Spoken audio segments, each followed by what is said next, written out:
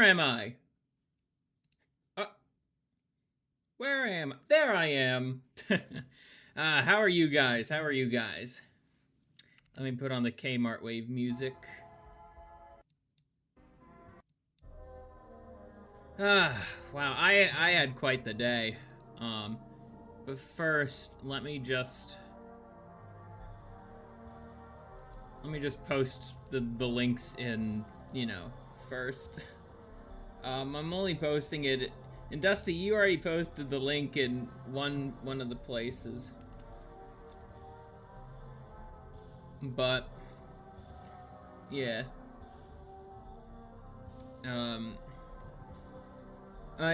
Ribs, spare ribs. I could go for some ribs, I won't lie. I did have a pretty good dinner, now that I think about it. Yeah, I've had quite the day today, I'll tell you that much. And I like to at least get some normality back in me. And this is the best way I could think of. Either way, don't really want to think about it. I've said my piece on why, but basically, I've been wanting to do this stream for actually quite some time. I forget where I found this document, but it is a real UN document, and I think I've seen it floating around on the Twitter, and I felt like covering it. It seems like it's from 2001. I have the PDF up here. It seems like it's from 2001. I could always see. No, it's from 2000. It must have been maybe digitized in 2001.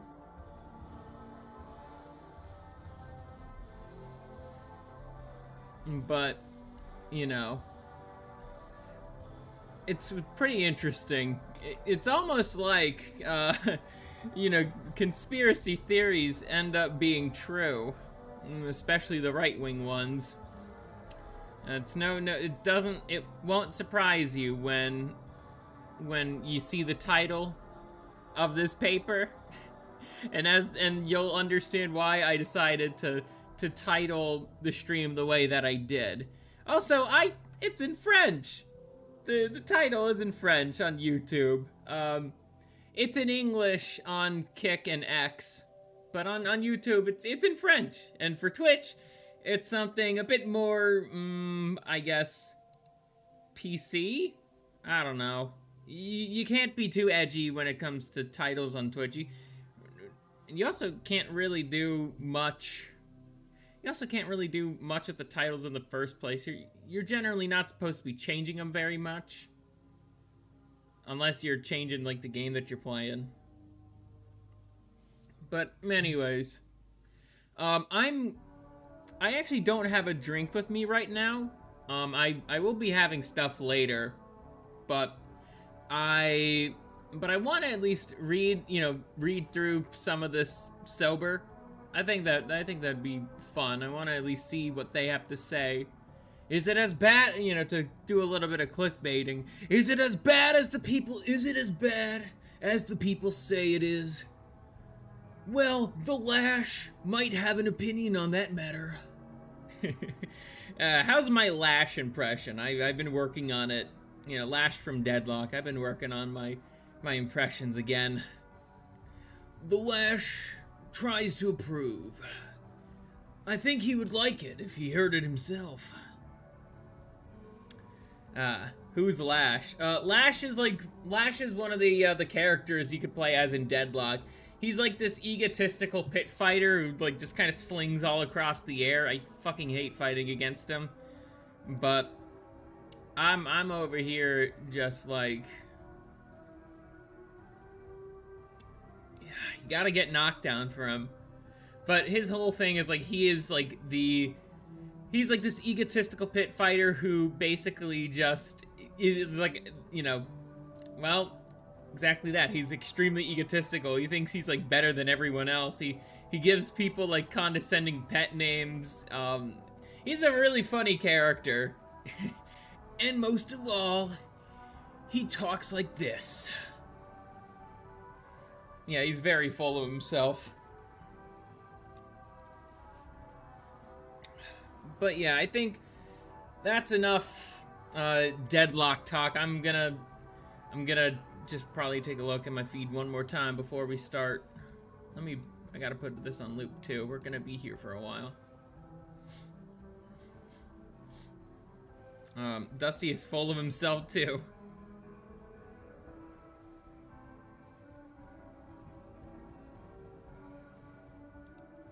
Oh my goodness. Okay, that's interesting. I just saw something interesting before we start checking.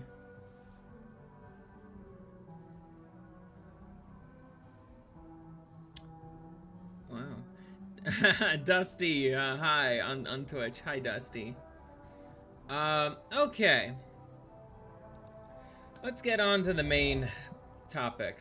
So, we have this 2001 UN paper called Replacement Migration. With a title like that, you're sure gonna be debunking the far-right conspiracy theory. Sure. And then the subtitle we have, is it a solution to a declining and aging populations? I wonder what you think about that, Mr. UN. I wonder what's been going on in Western Europe and in the UK. And in America too. Let's be real. This is also happening in America as well. And I will just say right off the bat, you do not want aging populations, so to speak. That's not a good thing. You need to have, especially for countries with as complex of infrastructure as the US, as Japan, as many places in Western Europe and Eastern Europe.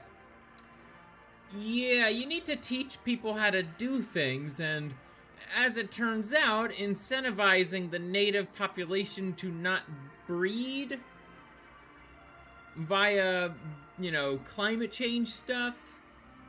Yeah, no, not a good idea. Not a good idea. And then just bring in a bunch of, people who have no reason to be here. Opportunities that are meant for the natives, and oh boy, we got ourselves quite the conundrum here. But let's read the note. Okay, we probably are gonna have to zoom in. The designations employed in the presentation of the material in this publication do not imply the expression of any opinion whatsoever on the part of the Secretariat of the UN concerning legal status of any country, city, or area, or of its authorities, or concerning the delimitation of its frontiers or bound. Okay. The designations developed in developing countries and more developed and less developed regions are intended for statistical convenience and do not necessarily express a judgment about the stage reached by a particular country or area in the development process. The term country, as used in this text of publication, also refers as appropriate to territories or areas. Alrighty.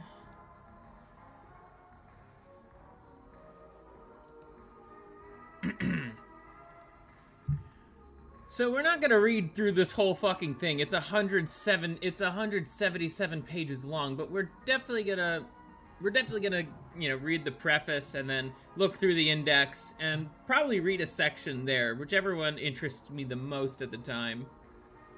The Population Division of the Department of Economic and Social Affairs at the UN Secretariat is responsible for providing the international community with up-to-date and scientifically objective information on population and development. The Population Division provides guidance to the UN General Assembly, Economic and Social Council, and the Commission on Population and Development on Population and Developmental Issues, and undertakes regular studies on population levels and trends. population estimates and projections, population policies and pop, a lot of pop in there, and population and development interrelationships. In particular, the population division is concerned with the following substantive areas: patterns of morality, fertility, and international and internal migration, including levels and trends, their causes and consequences, and socioeconomic groups. Okay. Not off to a great start. Geographic and gender differentials. You know, you might laugh at seeing gender differentials at first, but then, like, when you actually start thinking about it a little deeper, it's like, and Aiden Paladin has actually made a whole video about exactly this, like, in regards to India. Yeah, when there is a majority of, like, men and they can't really find women, it's like, well, that's not exactly good for the country.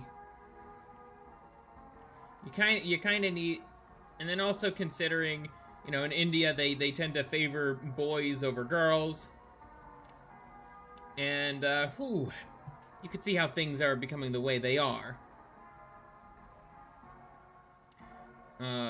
Spatial distribution of population between urban and rural areas and among cities, estimates and projections of population size, age, and sex structure, spatial distribution, and demographic indicators for all countries of the world, population and development policies at the national and international levels, and the relationship between socioeconomic development and population change.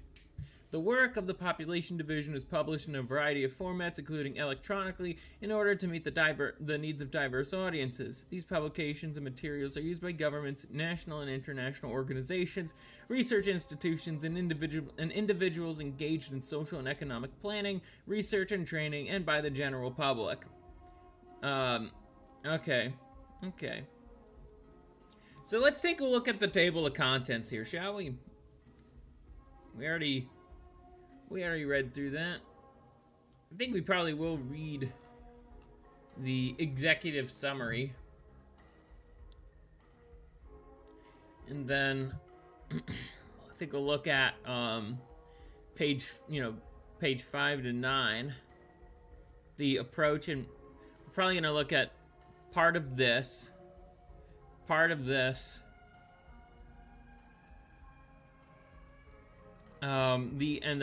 The conclusions, and also these tables as well. I think that's pretty important to go over.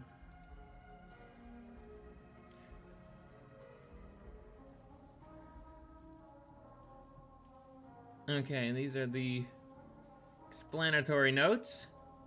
We're not gonna go over that. Okay, this is written in bomb wire now. Don't know why. Okay, it's in Chinese. Yeah, that's Chinese, not Japanese. Okay, there we go. We're finally at a section where I could read it again. Executive summary. I'm gonna take some sip of water first.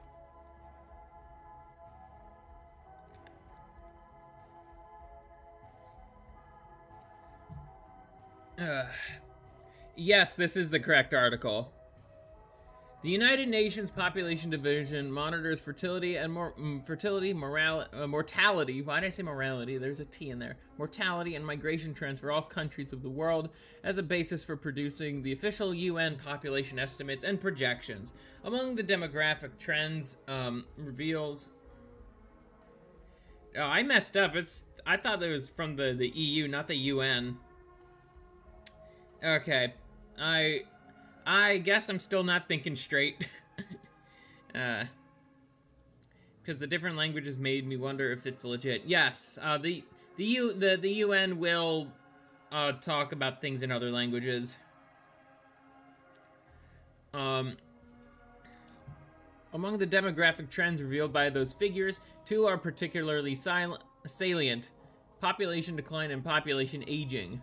Focusing on these two striking and critical trends, the present study addresses the question of whether replacement migration is a solution to declining and aging populations. Replacement migration refers to the international migration that would be needed to offset declines in the size of population, the declines in population of working age, as well as to offset the overall aging of the population.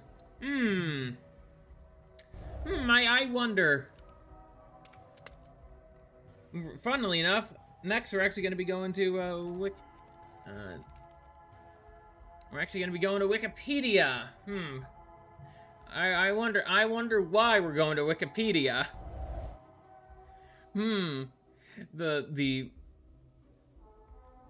The Great Replacement, also known as replacement theory or Great Replacement theory, is a debunked white nationalist far-right conspiracy theory coined by French author Renaud Camus,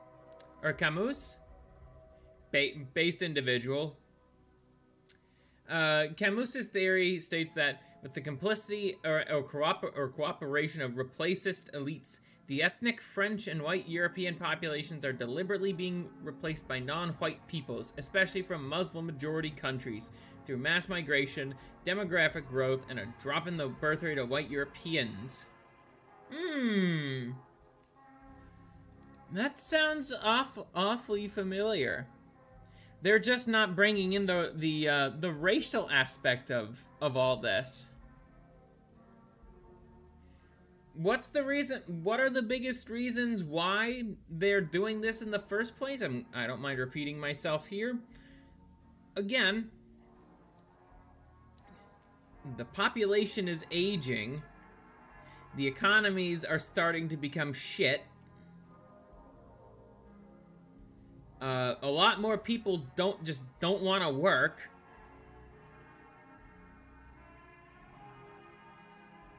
Or are on some flavor of welfare.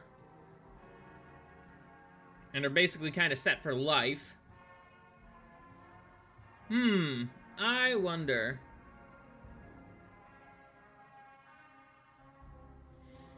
The study computes the size of replacement migration and investigates the possible effects of replacement migration on the population size and age structure for a range of countries that have in common a fertility pattern below replacement level.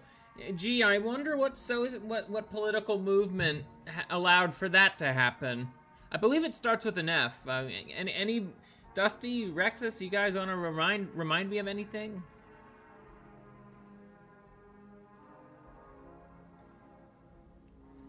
Does that sound, what's the name of that political movement where it was all about women gaining power? I believe it starts with an F. Any takers? Anybody want to answer the question?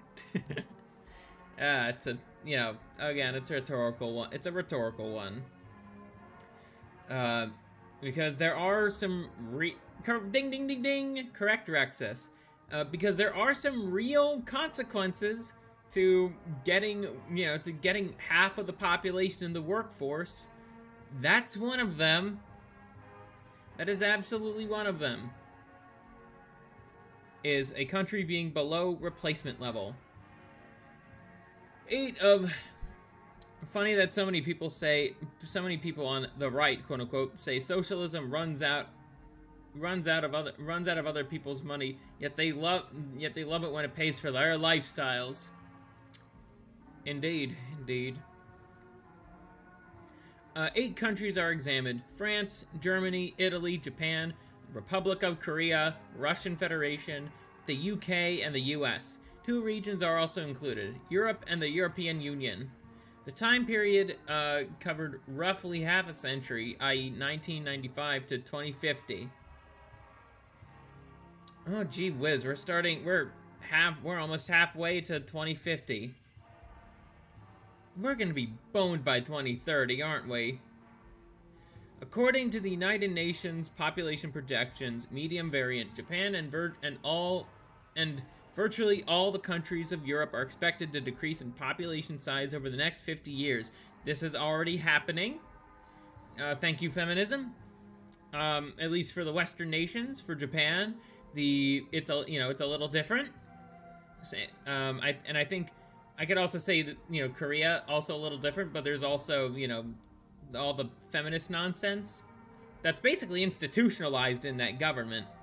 Oh, I'm aware of Project 2030, Dusty. I'm very much aware. Not a fan of it. Not one bit. You know, eat the bugs, live in a pod, be happy, you know, that shit. I've been aware of Project 2030 since, like, what, 2021? Maybe even a little earlier, 2020? Okay. Japan and virtually all the countries of Europe are expected to decrease in population size over the next 50 years. For example, the population of Italy, currently 57 million, is projected to decline to 41 million by 2050. The Russian Federation is expected to decrease from 147 million to 121 million between 2000 and 2050. Similarly, the population of Japan, currently 127 million, is projected to decline to 105 million by 2050. In addition to the decrease in population size, Japan and the countries of Europe are undergoing a relatively rapid aging process. In Japan, for example, over the next half-century, the median age of the population is expected to increase by some 8 years, i.e. from 41 to 49 years. Yeesh, that's not good. Let me explain what that means. When it comes to the median age number being higher, it means that you know, the people who are looking to retire won't be able to retire. They're gonna still have to be working just to make sure the country functions. And then also, families will start later. I've said in the past, and I'll say it again, that people need to be having kids not at 30 but at 20. And oh boy, if the population's aging and the median age of marriage, and I'm speaking in terms of America here, it's like what, 28? Oh, it's gonna go up to 30. And that's not good. That's just not a good thing. And the proportion of the Japanese population 65 years or older is expected to increase from its current 17% to 32%. Similarly, in Italy, the median age of the population increases from 41 years to 53 years. Oof. And the population proportion of the population 65 years or older goes from 18% to 35%. Wow. Feminism and its consequences, people.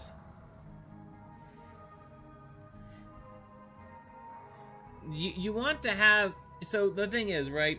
You want to have more young people in your society than you do old. The reason why you want more young people in society, this should be obvious. Young people are they are at their most, you know, they are basically at their peak, you know, their peak strength or developing their strength. They also, you know, the literal science even says that it's like it's better to you know, to have kids and start a family young. Yeah, I know, Dusty, I know. I'm not looking at you. But basically, what was... Oh, right, I remember. Basically, what you want is there should be more young people than old people. Helps keep society running. Brains are agile. Bodies are agile. Perfect condition, you know, young people are in the perfect condition to be, you know, managing society, you know, managing all the important bits of society. Granted, it doesn't hurt, you know, I think there should be older mentors there for sure who know how to do the job. It's like, I'm a big fan of apprenticeships after all, and that's kind of what those are all about.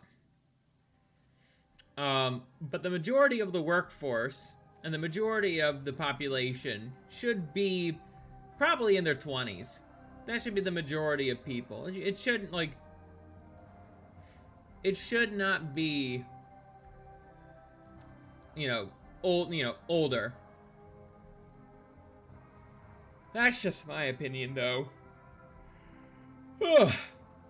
Building upon these estimates and projections, the present study considers 5 different scenarios with regard to the international migration streams needed to achieve specific population objectives or outcomes for the 8 countries and 2 regions mentioned above. The 5 scenarios are: the medium variant of the projection from the UN World Population Prospects 1998 revision, the medium variant of the 1998 revision amended by assuming zero migration after 1995. This scenario computes and assumes the migration required to maintain the size of the total population at the highest level it would reach in the absence of migration after 1995. Scenario 4. This scenario computes and assumes the migration required to maintain the size of the working age population, 15 to 64 years, at the highest level it would reach in the absence of migration after 1995. And then scenario 5. This scenario computes and assumes the migration required to maintain the potential support ratio, PSR, i.e. the ratio. I'm all jumbled today. Forgive me. The potential support ratio, PSR, i.e. the ratio of the working age population, 15 to 64 years, to the old age population, 65 years or older, at the highest level it would reach in the absence of migration after 1995. The total and average annual numbers of migrants for the... Okay, we're starting to get some numbers here. Let's see, I'm seeing stuff in chat. Never mind, I am hallucinating. Anyways, getting back to what I was saying. The total and average annual numbers of migrants for the period 2000 to 2050 for each scenario are presented in Table 1. Scenario 1 shows the number of migrants assumed for the 8 countries and 2 regions in the medium variant of the UN projections. For example, the total number of migrants for the United States for the 50-year period is 38 million.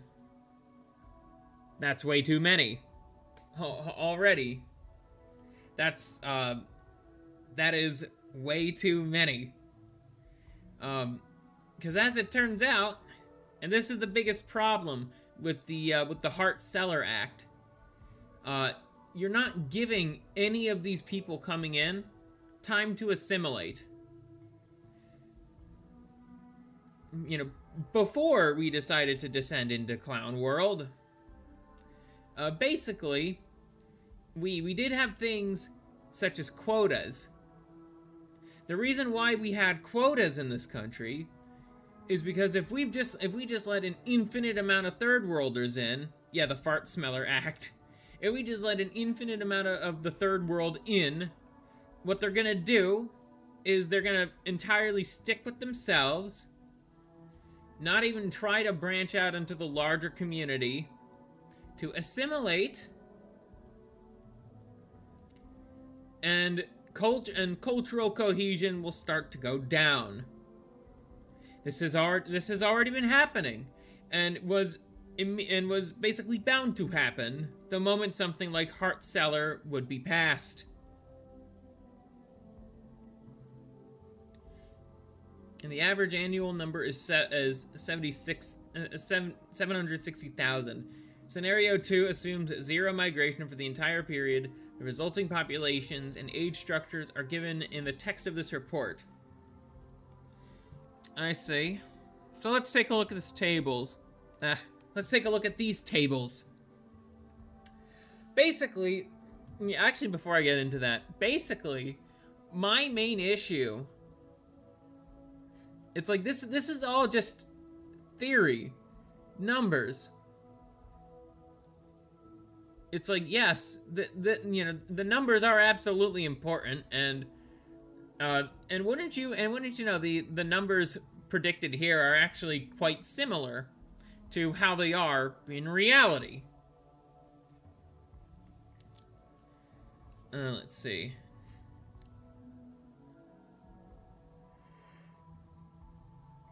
Okay, I'm starting to get the picture here.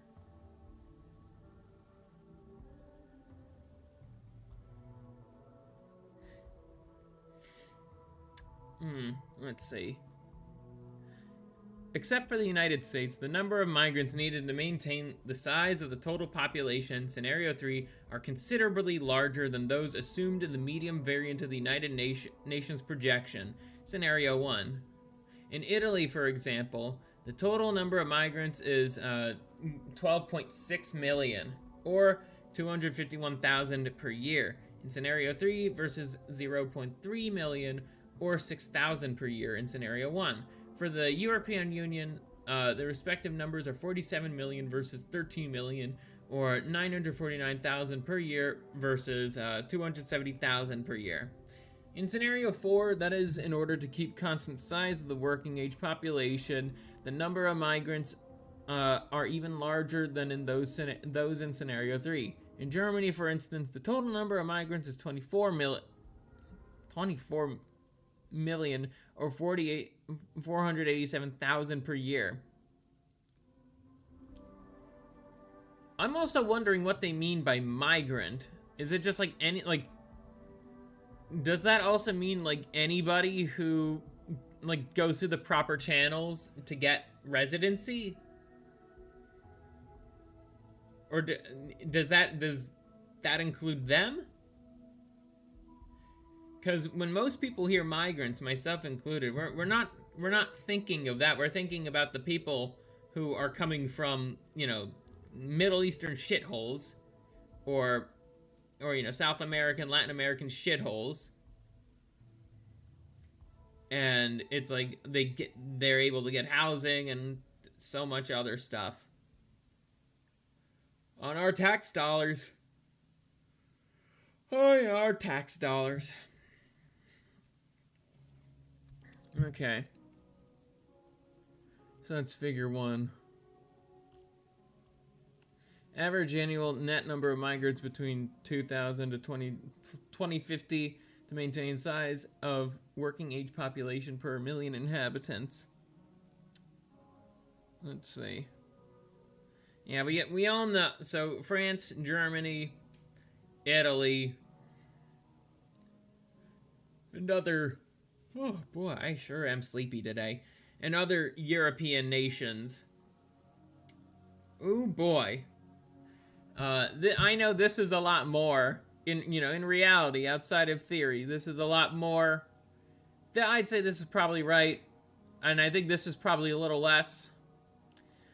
Japan, pretty.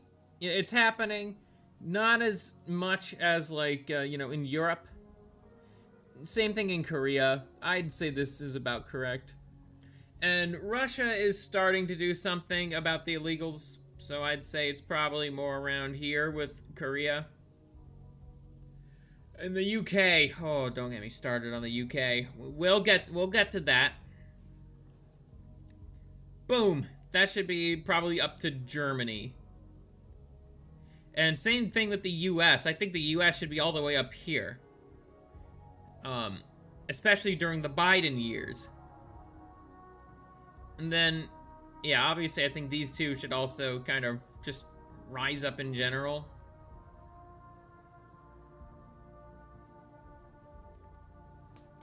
Major findings of the study include... Actually, no, this is pretty important. During the first half of the 21st century, the populations in mostly developed countries are projected to become smaller and older as a result of below replacement fertility and increased longevity. I've already said why that's happening, but, I think that, it is kind of up to, the UN to basically define what they mean by all this.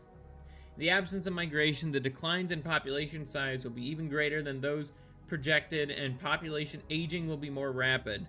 Yeah, why don't you know that is actually what's happening in the current day.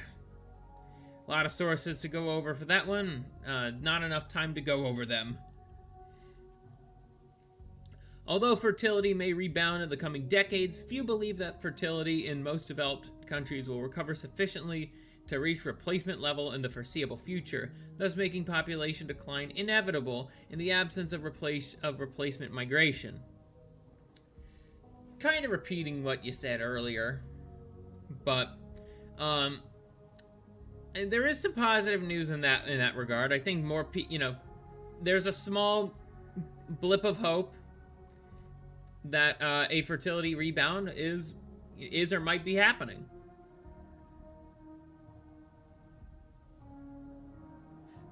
Let's see. The projected population decline and population aging will have profound and far-reaching consequences, forcing governments to reassess many established economic, social, and political policies and programs, including those relating to international migration. Fertility's nuts. Hi, Mikola. How are you, man? But basically, instead of, for these governments, instead of incentivizing their, maybe we should roll back on the feminist policies, maybe we should try to get more people, we should try to get people to have kids in their 20s and not in their 30s. No, that's not a good thing, according to many European nations and the United States. No, what we need to do is we need to import the whole, the infinity amount of the third world. These people are totally not gonna resent our country and our way of life. No. They're gonna learn to assimilate. They're not gonna go on stabbing sprees. And they're not gonna try to basically bend our justice system to their will. No. They're not gonna do that. No. What are you, some kind of far-right conspiracy theorist? No. For France, the UK, the US, and the EU, the number of migrants needed to offset population decline are less than or compatible to recent past experiences. Well, this is also the case for Germany and the Russian Federation. I think Russia is starting to get a bit of a boom back. I didn't think that was possible either, but it seems like I think that might be happening. Feel free to fact check me on that, or if things are getting worse. Either way, I'm not thinking the most clearly today. But I mean, hey, there's a reason why I'm doing like half of this sober, so. Let's see. Wow, this is also, the migration flows in the 1990s are relatively large due to reunification and dissolution. Okay. I could see that. But let me see. When did the Soviet Union dissolve? Okay, 91. The Soviet Union formally ceased to exist on the 26th of December, 1991. Okay, that I could see that. Yeah, obviously populations are gonna be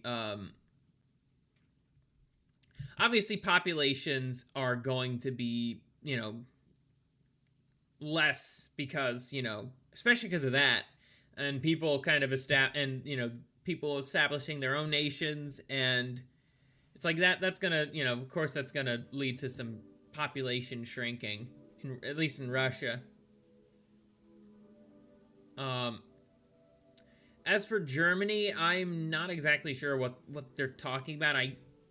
Did something happen in Germany in the 90s? Germany region. Okay. Okay, there is something that happened in the 90s involving Germany. German reunification was the process of reestablishing Germany as a single sovereign state, culminating on October 3rd, 1990, when the German Democratic Republic, East Germany, acceded to the Federal Republic of Germany, West Germany.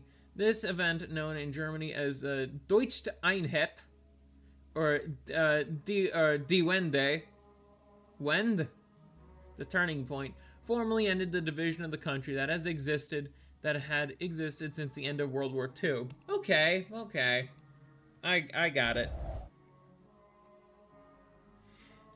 So yeah, naturally, but I wouldn't necessarily call the reunification of Germany to be like migration. Like they were German. Like they were German. Both East and West Germany, they were both German. They were just kind of, they were controlled differently.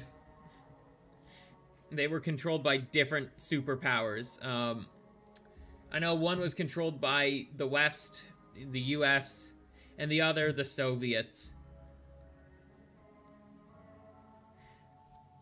That was a fun little history lesson. For Italy, Japan, the Republic of Korea, and Europe, a level of immigration much higher. A lot of people in modern Slavic lands were German. Yeah. That I am somewhat aware of that. I know that Germans, a lot of Germans were kings in various parts of the world. Yeah, Saint Tsar Nicholas II has German in him. Because he is the cousin of, or he was the cousin of the Kaiser in Germany of that time.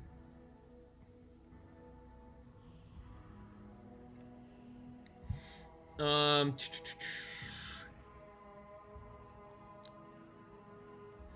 level of immigration much higher than experienced in the recent past would be needed to offset population decline. The numbers of migrants needed to offset declines in the working age population are significantly larger than those needed to offset total population decline. Whether those larger number of migrants are within the realm of options open to governments depends to a great extent of the social, economic, and political circumstances of that particular country or region. Yeah, also true, Rexus. Also very true. About Saint Tsar Nicholas II, his wife was also German. Also the cousin of Edward V of England. Yep. yeah. That's also true. If retirement ages remain. Oh wait, I already read that.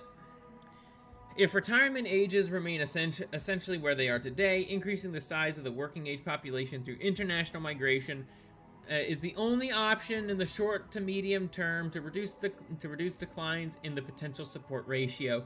That's what this decision. I can agree with the UN on this. It is absolutely a short-sighted decision to just import the third world into Western nations.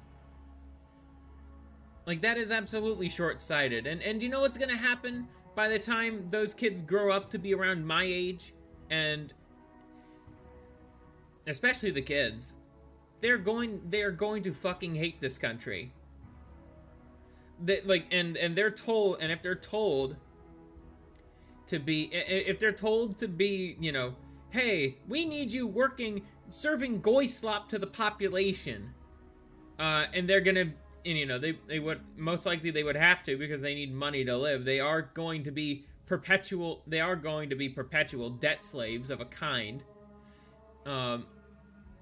They are going to say exactly what the native stock has been saying for a while about when they're in their 20s and they still have to serve goy slop.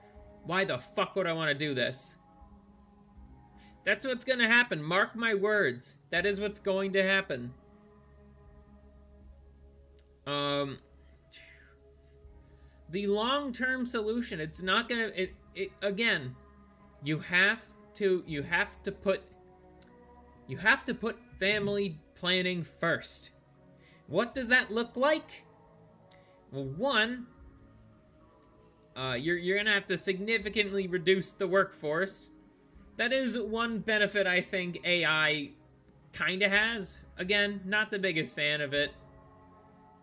A lot of like the HR office lady jobs are being replaced because essentially, like what the 4chan Green Post says, it's just Jewish daycare.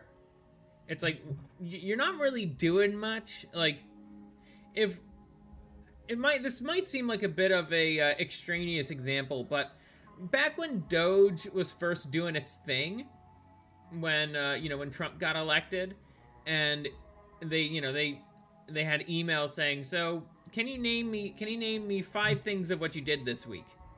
And many people were unable to name, and many people were unable to name 5. Like, if you're working actual jobs, you should be able to say, you should be able to say 5 things about it. That's pretty easy. That is pretty easy to do. That's essentially what HR office ladies are, or a lot of the other jobs that are taken by women.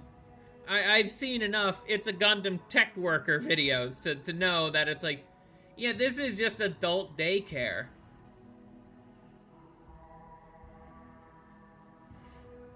So first, we gotta roll back on all the adult daycare jobs. We gotta roll back.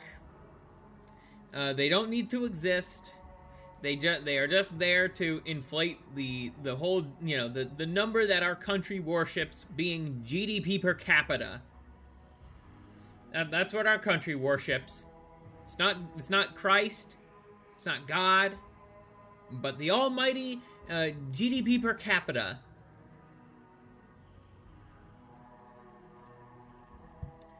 And obviously, because a lot of, Western nations, especially my country of America, loves GDP per capita, yeah, they're gonna do a lot of short-sighted decisions to make sure GDP go up.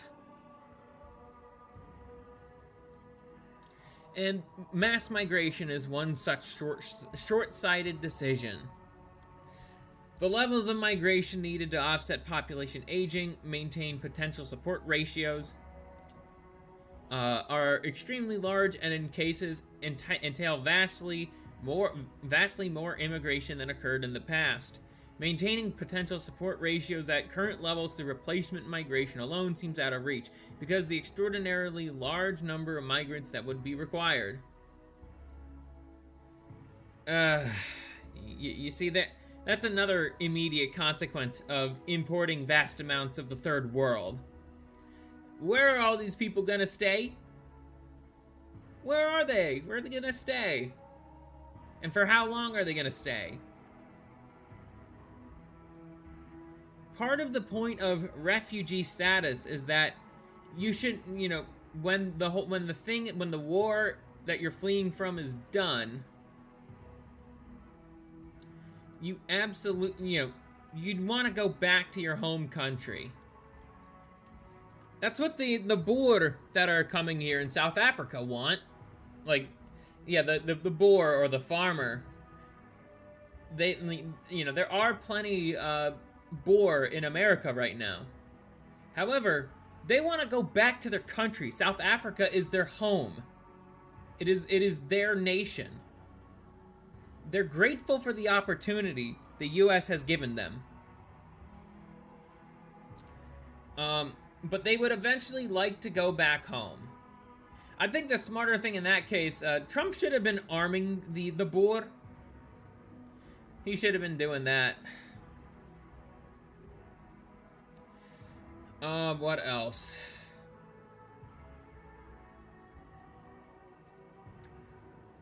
But essentially, it's like, if you're gonna be importing people, especially from the third world, you really need to think this through. You can't just open the gates. Maintaining potential support ratios at current levels through replacement migration alone seems out of reach. Gee, I wonder why that's the case. And yet that's not stopping world governments from doing that and continuing it. Because the extraordinarily large number of migrants that would be required. Oh wait. In most cases, potential support ratios could be maintained at current levels by increasing the upper limit of the working age population to roughly 75 years of age. Okay. I'm starting to see where this is going, and I don't really like it.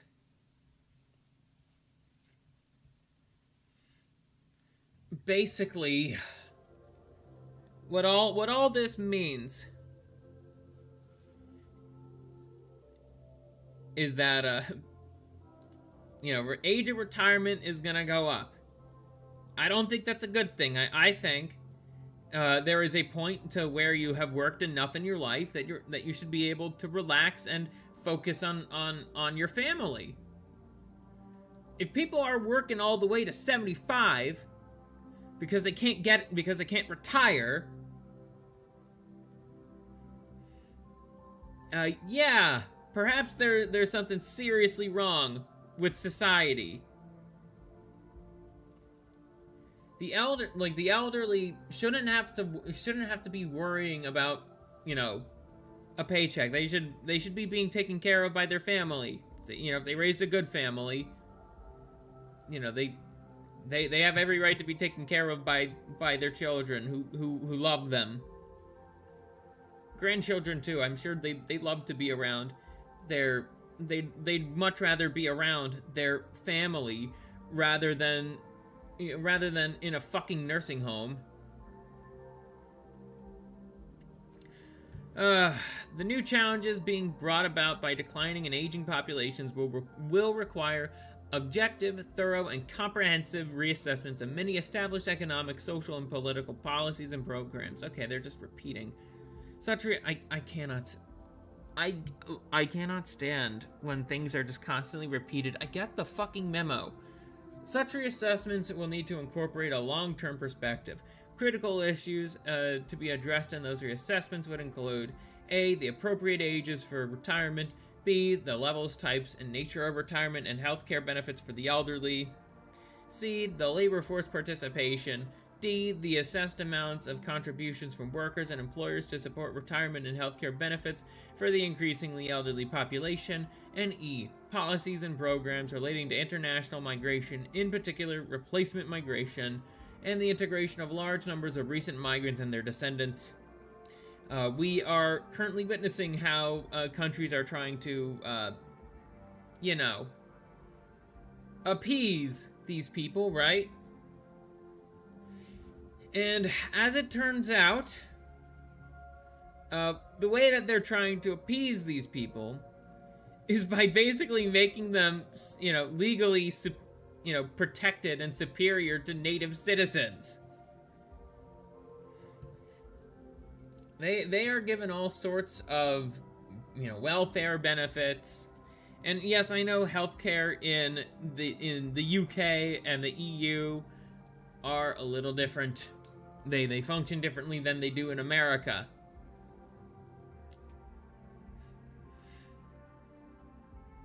But yeah, they're getting a lot of healthcare. They are getting healthcare, and as it turns out, it does create clogs in those socialized medicine systems, because I have some news. That system is not meant for a bunch of people who just got here from the third world.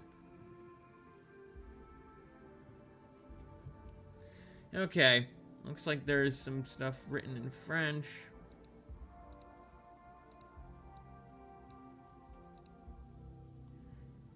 Du hast, German. I don't know why I thought. Russian, okay. Anu, chiki briki, vdamke. Okay. The issues.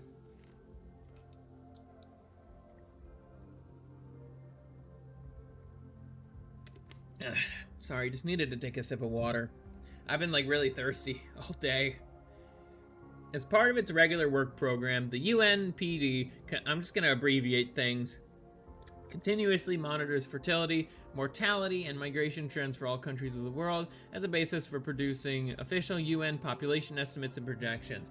Among the demographic trends revealed by those figures, two are particularly salient. Okay, just repeat it. Are we going to repeat here?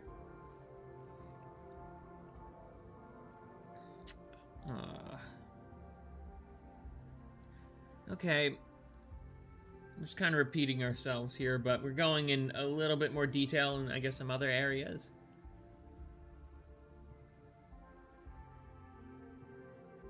Oh, I'm just kind of reading through it silently. Okay. Countries whose population is expected to decline between 2000 and 2050, changes in the total population and in the proportion aged 65 years or older. Okay, let's take a look at this, guys.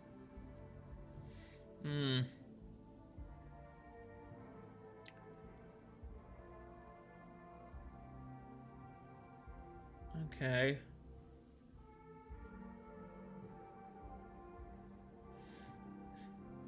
I will say that this is a little refreshing to see them not talk about the climate for once.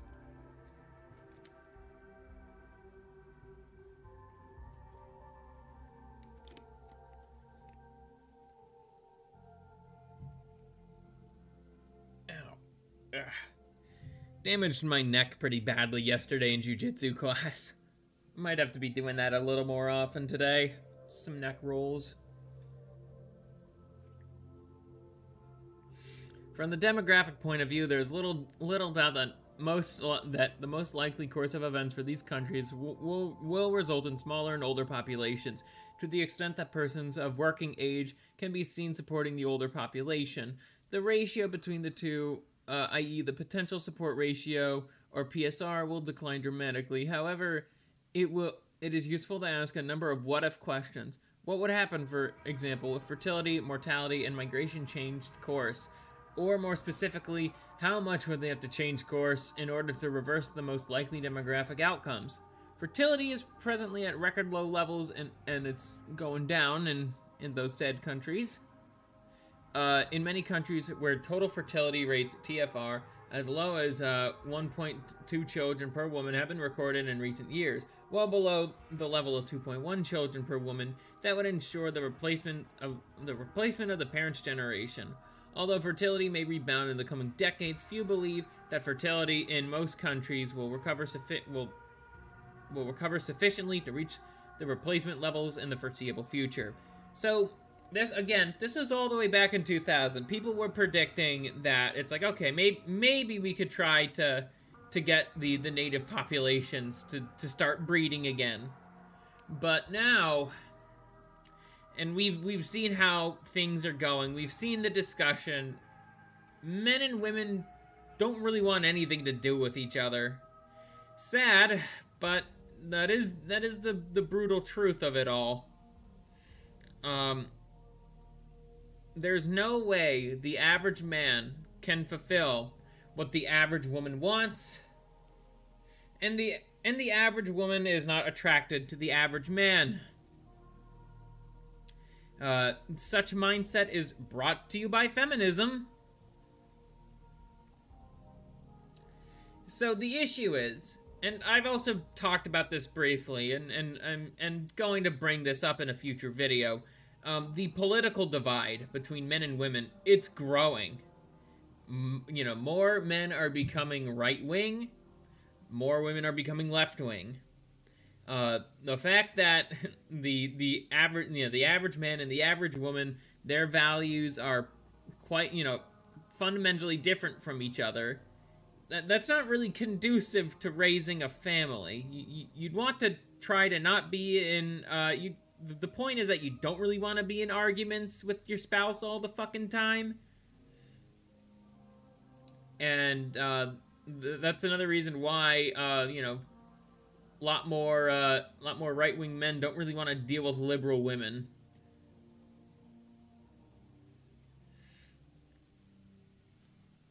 Okay. Let's see.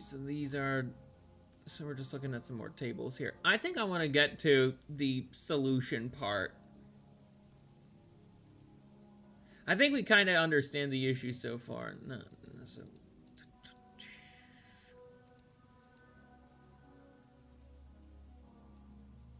Results. I'm just trying to skip to the results. Okay. Well, let me scroll back up. I want to see. Might have missed something in the table of contents.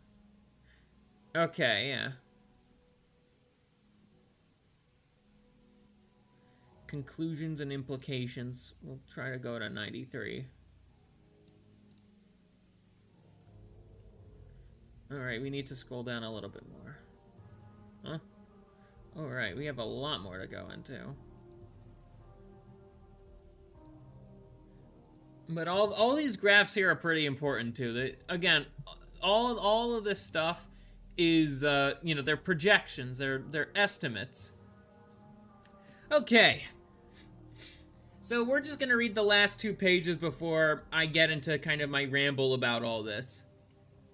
Like, is this true, you know? And the conclusion you should already kind of be coming to, it's like, yes, this is true. This is actually, they actually think replacement migration is a valid strategy to maintain a country.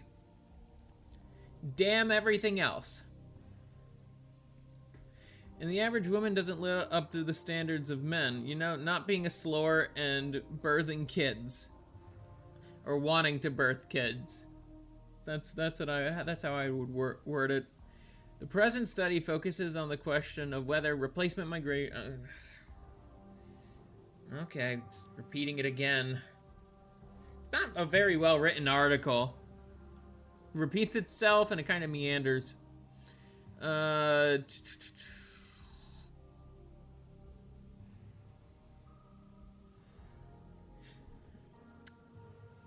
In addition, the lower levels of fertility decline, the lower the levels of fertility decline, the more pronounced will be the aging of the population of the country. One of the major consequences of population aging. Okay.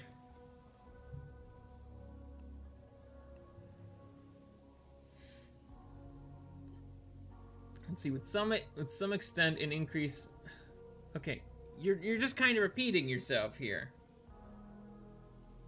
This is stuff I felt like I've already read. You're retreading ground. That's not a good thing if you're trying to debunk a conspiracy theory. It honestly has less structure than mine, well, besides the graphs. Yeah, I do like the graphs in here, I gotta say that.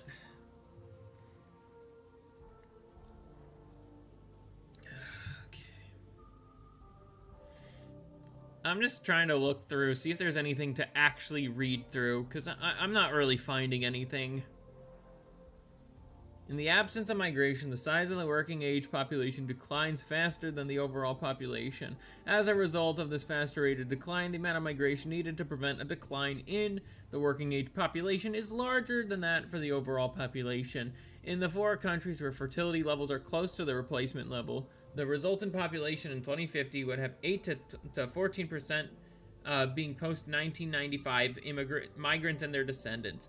In the other 6 countries and regions, the post-1995 migrants and their descendants would be 26 and 39% of the 2050 population.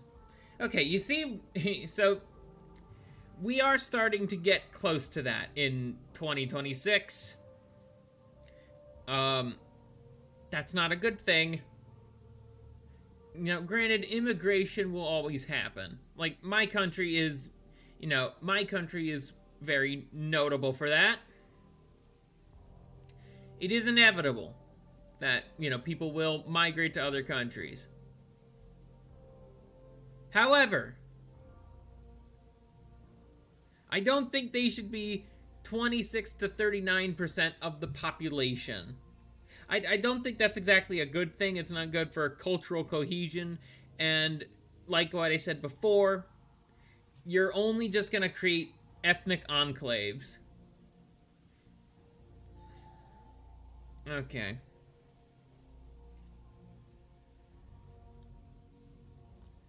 I think we get the point here.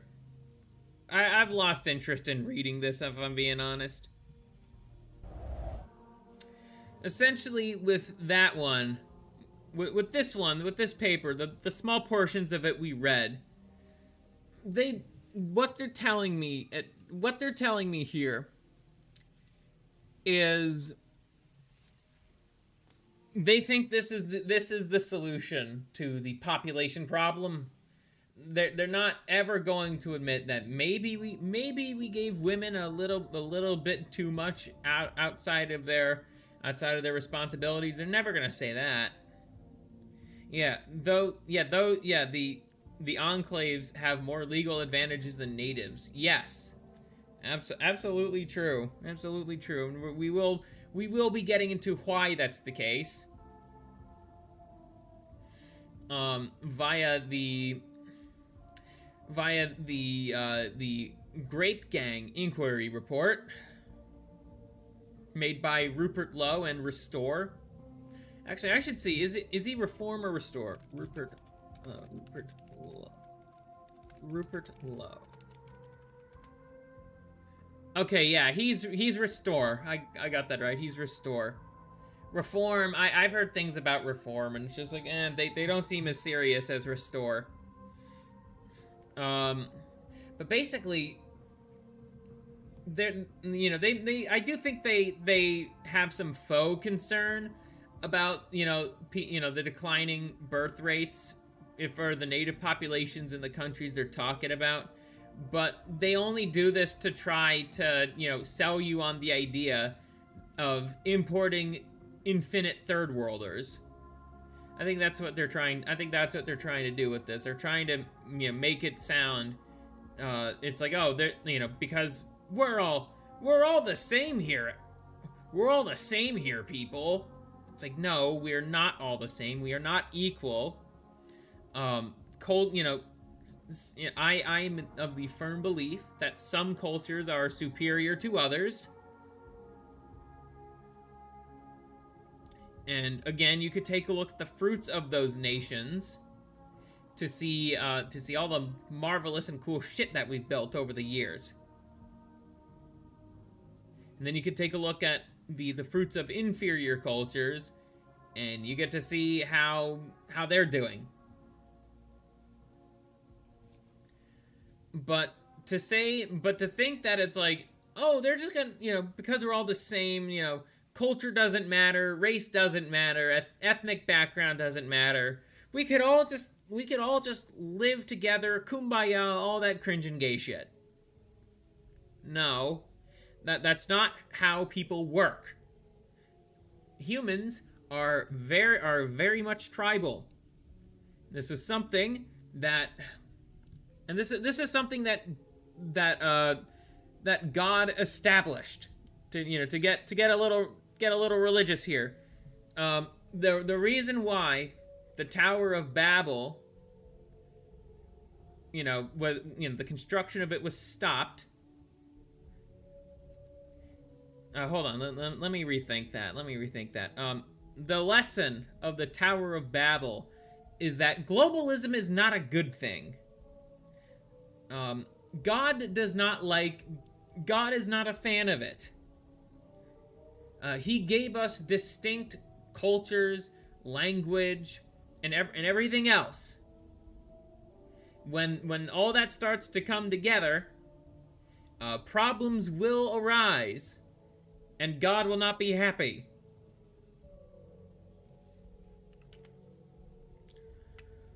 Okay. I'll be right back. I'm just gonna grab myself a drink. I need it. I need to have that. It only applies to a few individuals. Only few individuals of an outside group assimilate, but they are an exception, not the majority. Yeah, exactly, Rexus. And as always, what do we say about exceptions? Exceptions prove the rule. Anyways, I'll be right back.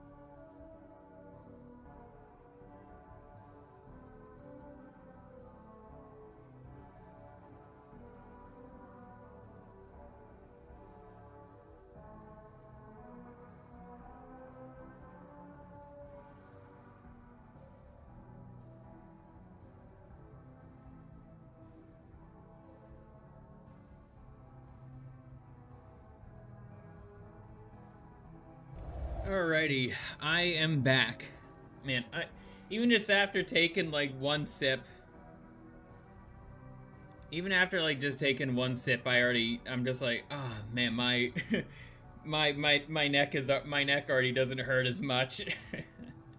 But yeah, I just thought I'd provide a little bit of an update on that. I'm gonna be, and I think I'm only just gonna be having one drink on stream, like from now on. I think that's probably for the best.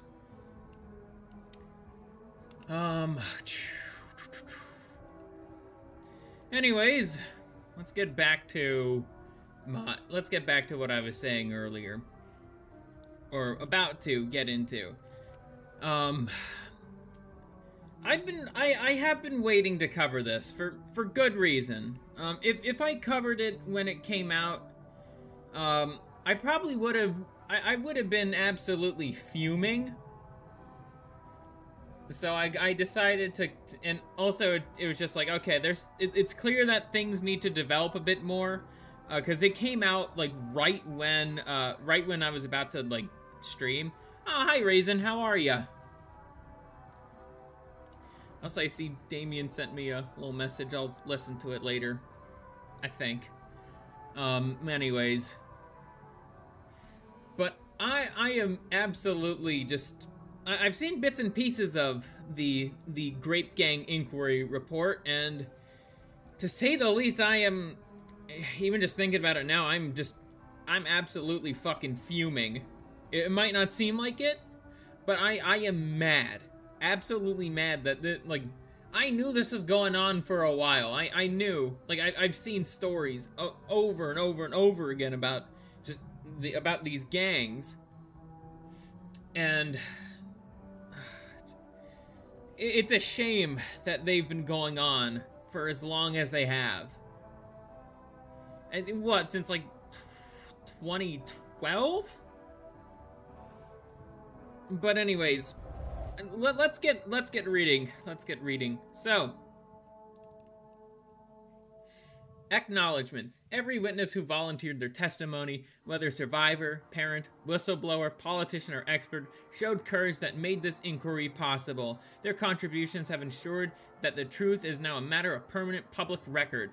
Rupert Lowe, MP's energy and commitment ensured that the Grape Gang inquiry took place. He has been unwavering in his devotion to make sure that this rotting stain on our country's history has remained firmly in the public eye. Deep gratitude is extended to the entire inquiry team, led by Sammy Woodhouse, Nat Enderby Shenton, Marlon West, Deborah Sudbury, and Julie Ballin worked tirelessly to bring the evidence together and support every survivor who came forward. Special thank you is owed to MPs Esther McVeigh, Nick Timothy, and Carla Lockhart for taking the time to sit on the inquiry panel. Dr. Mark Dury has been extremely generous in enriching the reports that follow with his expert knowledge. We're also grateful to Charles Downs, Joshua Firm, Harrison Pitt, and Graham Smith for their editorial oversight and counsel. Last but not least, we thank the untold thousands across Britain who made all of this possible by donating to ensure that this inquiry could take place. So that's the acknowledgement. And then we could go to the forward. I think this is important too. And honestly, I have to say, I really have to commend everybody who came forward about this blight on the UK. That's what these gangs are. It is a scourge. It is a blight upon any country, and it is a good thing that there is somebody who will finally deal with the problem that should have been dealt with ages ago and should never have been permitted to ever happen again.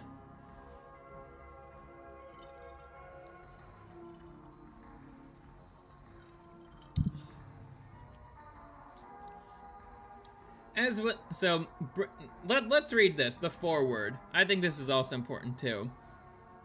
Britain doesn't have a racism problem, it has an immigration problem. And this foreword is from Rupert Lowe himself. As is the case with many decent, hard-working Britons, I was unaware of the sheer scale of the evil that has been and continues to be perpetrated by chiefly Pakistani Muslim men against vulnerable young white women and girls in communities up and down our country. This is already much better writing than the previous thing that we were reading. He gets right into it. First sentence, he gets right into it. This is what's known as a thesis statement. But a single court transcript from one such horrific case, amplified by Elon Musk early last year, set in motion a long overdue national reckoning on the matter that inspired over 20,000 British patriots to help fund our, I'm just gonna say it, rape gang inquiry. I want to be serious here.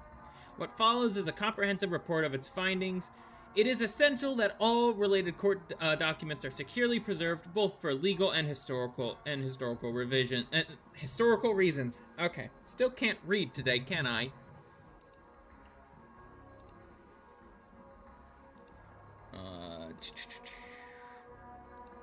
Anyway, just had to check some notifications. I'm also kind of distracted today. But absolutely. This is one thing I do like about modern day Twitter. Things can actually happen. Such as this being put out. I'm grateful to everyone on my team who has contributed to exposing this demonic chapter in Britain's history, a combination of the paralyzing fear of racism accusations and the scramble for votes.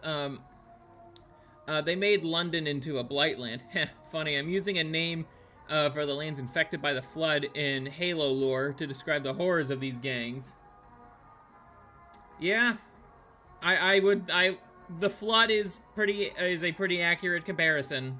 I'm not one for, I'm not one for like, oh wow, this is just like the Marvel movies, but yeah, they are, to make a comparison, like these people literally are like the demons from Freerin. There's a reason why that comparison gets made all the fucking time. And this is the big thing too. People care more about being labeled as racist than caring about rape victims and punishing the rapists. How fucking sad is that? Genuinely, how fucking sad is that? Call me a racist all you fucking want. Like, you retarded leftists. Call me that all you want. I will always care more about the victims of such horrific crimes over the monsters who perpetrate it. Always. So go ahead, call me a racist. I don't fucking care anymore.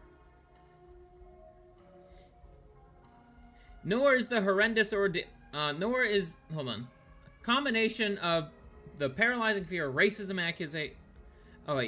And the scramble for votes from imported foreign subcultures meant that pure evil was allowed to metastasize.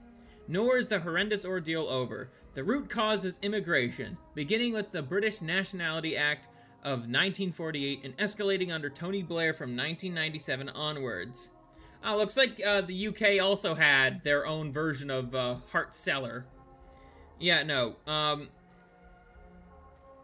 For a lot of people who are just like, especially the the migrants who recently moved to the UK, no, you're not British. A piece of paper means jack shit to me now. I don't care if a piece of paper says you're a citizen. You're a British citizen. No, you're not. No. You're not British.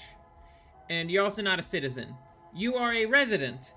And as a resident, you should be grateful that the country decided to take you in at all. Believing proud nations to be responsible for the mid-20th century destruction of Europe, our post-war good on you using the term post-war. Good on you. I'm glad that's catching on.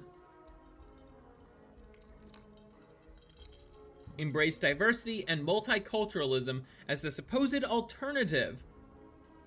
This report establishes beyond any doubt that this open society obsession has in fact enabled untold barbarism of its own. Oil and water do not mix, and cultural differences going back centuries are the genesis of this problem. That's why I find it both mildly funny in terms of irony and sorrowfully tragic that we use media to describe these people when we once thought fiction was just fiction, not an imitation of our world. Yep, exactly. Just another reason why I have a problem with people saying fiction doesn't impact reality. No, it does. Very much does. And reinforcing pattern recognition is absolutely one of them. But yes, I do not, like, here's the thing, right? I'm part Iranian myself. What do I really have, culturally speaking, that's in common with my family members living in Iran? Not much. It's really only just blood that we share. I would absolutely be talking to my Iranian family members about orthodoxy, and trying to get them to look into it. Islam's not the way to go, and Islam has been fucking up Iran for a while now. But yeah, I don't think many of them would really like living here in America, if I'm being honest. I don't like it either, but that's for entirely different reasons. I want my country to be better. But I urge all Britons to read this report in full. Lessons need to be learned, and prosecution needs to follow for the appalling cowardice of those responsible for refusing to resist such horrors. The strongest possible penalties, up to and including death. Where's my button? Where's my button?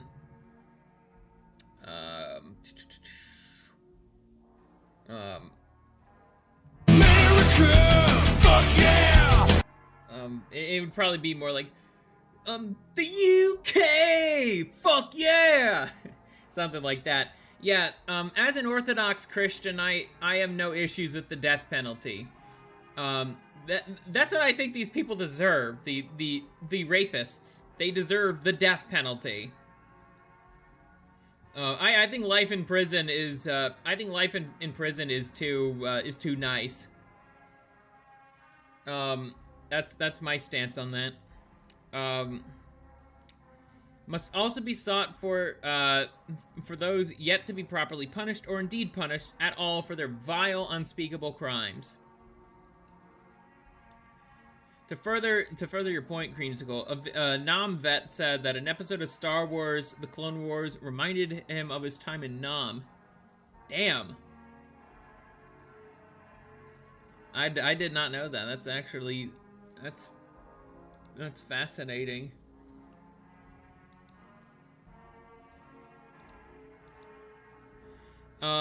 This world is a dangerous place to live in, not because of the people who are evil, but because of the people who don't do anything about it. Albert Einstein. Shit, that quote hits a little close to home. Man is the cruelest animal. Friedrich Nietzsche. And Nietzsche is correct here. Humanity... You know, I try my best to have hope for humanity, as a Christian. At the same time, I also acknowledge that the human heart is capable of devising up a lot of not very good machinations. These gangs are one such example of the dark machinations of the human heart. Now, let's get to the introduction.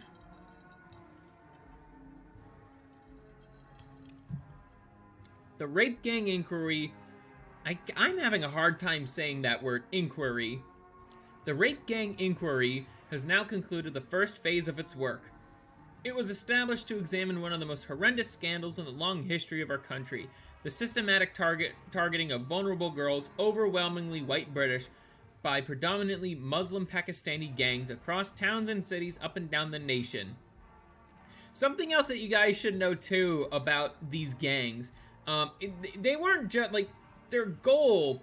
The goal behind them is basically to facilitate a Muslim takeover of the UK. And as it is right now, I think they're largely succeeding. Like, something to know. It is absolutely piss easy to convert to Islam in comparison to many other religions. Like, you know, somebody who is Greek Orthodox, you know, I had to, it was a process for me to become a member. You don't just become a member overnight. You don't become baptized overnight. You have to go, you know, first you are an inquirer. You're interested in learning about Orthodoxy. You're going to be learning about it from, you know, people, the church you go to. And then you become a catechumen. And in catechism school, you try, you know, you basically continue to learn about the faith, but it's like you need to, before you become baptized, you need to understand this about our church, about our faith, and we want to make sure that you actually truly believe in what you're reading and what you're learning. And then after a period of time, you'll get baptized. And that's when you become a member. Islam, on the other hand, the way that works, all you have to do, go to your local mosque, put your hand on the Quran, and say some words. Say some words following an imam. And bam, you're Muslim. Easiest religion to convert in the world. Again, the part of the goal of Islam is get as many people as you can, and if they don't join, you are obligated to use force, or they pay a tax. That's what the jizya tax is. And they would obviously, England is not full on Sharia law, but that is a goal of these gangs. They are trying to facilitate Britain adopting Sharia law. And oh boy, I've seen how Sharia law plays out in Iran. It's not pretty, or other Middle Eastern countries too. It's not pretty. The evidence presented throughout the hearings confirmed what had long been known but repeatedly denied by many in the political class. The inquiry welcomed girls, boys, men, and women of all races and religions to testify their experiences to gain a complete picture of the rape gang phenomenon. The Casey report of 2025 stated that disproportionate numbers of men from Asian ethnic backgrounds. No. I cannot stand this idea of the Middle East being considered Asian just because they're in the continent of Asia. No, they're not. They're Middle Eastern. We have this distinction for a reason.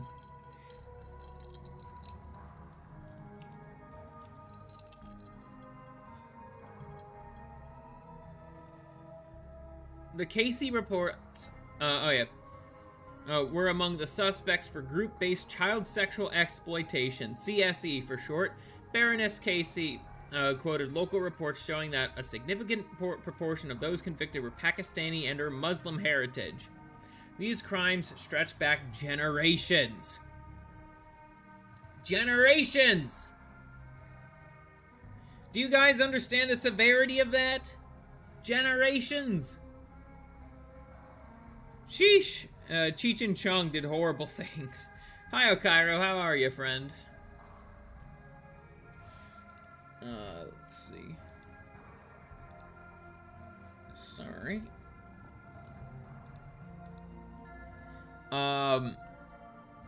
Okay, where was I? The rape gang inquiry was necessary because the state and its institutions have failed catastrophically over decades.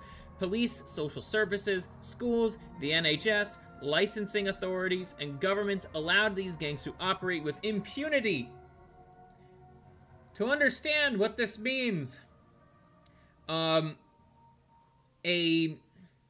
Pakistani Muslim, because the UK is a two-tiered society, should be obvious. Though I did talk with Damien about that too, but it is the truth. This is the truth of the matter. It is a two-tiered society in every principle. Hi, have you seen the air conditioner troubles in the UK caused by the Green Police? I have. They, I guess on the subject of the UK, we could lighten the mood here a little bit. Thank you for doing so, Mr. Designs.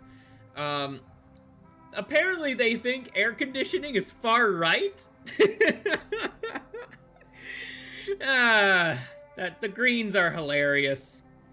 The Greens are fucking hilarious. They are not worth taking it any bit seriously at all. Oh wow, they don't want Palantir. Okay. Their party leader is still Jewish. That doesn't change anything. Yeah, apparently, I remember, like, I guess I don't mind talking about this for a little bit longer, but I remember back in, like, a few years ago, back in my teen years, there was like an article saying, like, air conditioning is sexist, and now air conditioning is far right. What has this world come to? Okay, let's get back on topic here. That was a fun little diversion to lighten up the mood just a little. I think we needed that.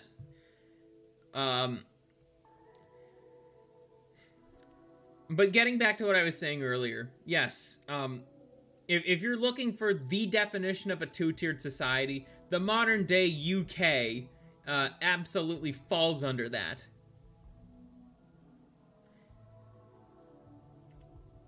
There was a demonstrable lack of political will to confront them. The Labour Party initially refused a public inquiry altogether, only relenting under considerable pressure. It will be many years before this inquiry is complete, and there is no guarantee that it will adequately address the politically sensitive, ethno-religious nature of this phenomenon. Despite now pushing for an inquiry in opposition, when in government, the Conservative Party did very little. Where have I heard that Sadiq Khan? Oh, that guy. That motherfucker. Ugh. Disgusting. That local boroughs took further and started dismantling AC units from private homes. Yeah, Sadiq Khan, he's the mayor of London. I would say he is the facilitator of, you know, he lets a lot of this shit slide that are said in this report.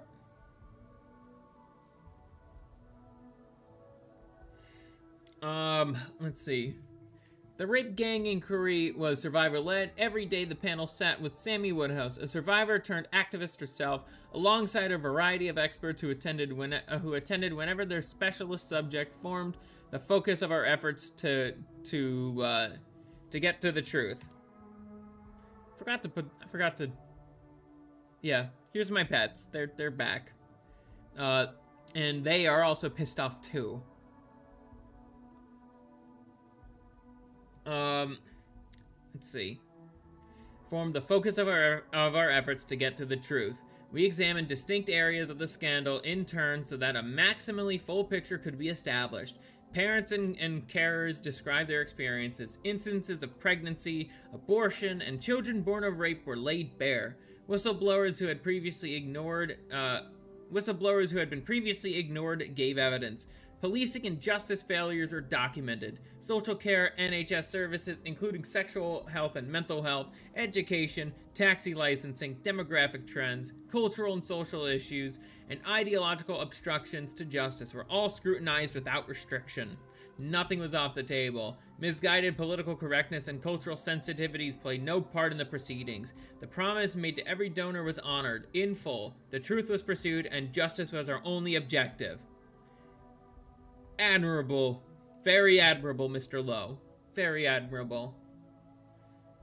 And hey, again, I don't think we'd be having this issue if the UK government didn't think about importing the third world. Because there's also that phrase, you import the third world, you become the third world.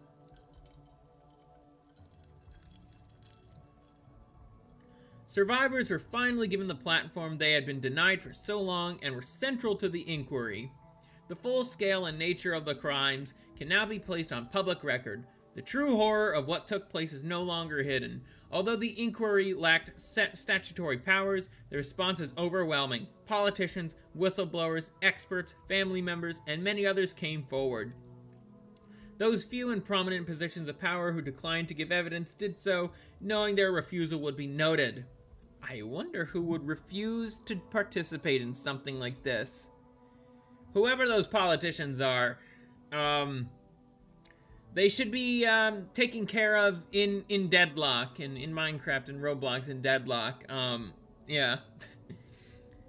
This report sets out findings and makes clear recommendations for how the problem of rape gangs can be eradicated. Ooh, I like the sound of that. They should be eradicated. That's the correct moral thing to do. The country now knows the full truth. The country has been given the basis for justice. The country has the roadmap to ensure these crimes never happen again. Hey, that's awesome. I'd love to hear more. Okay, so, okay, actually, hold on. We should probably read this. I was worried it was going to repeat itself like the previous one, but then it's like, okay, it seems like there's actual new information here, so it's not just repeating itself. The Rape Gang Inquiry examined the systematic targeting of vulnerable girls, overwhelmingly white British, by predominantly Muslim Pakistani gangs across towns and cities throughout the United Kingdom. The evidence put to the inquiry confirms that this scandal constitutes one of the most horrendous failures in the history of the country. Organized networks of perpetrators built coordinated operations and transported victims between locations, supplied them with drugs and alcohol, recorded abuse for distribution and blackmail, and passed girls between multiple adult men.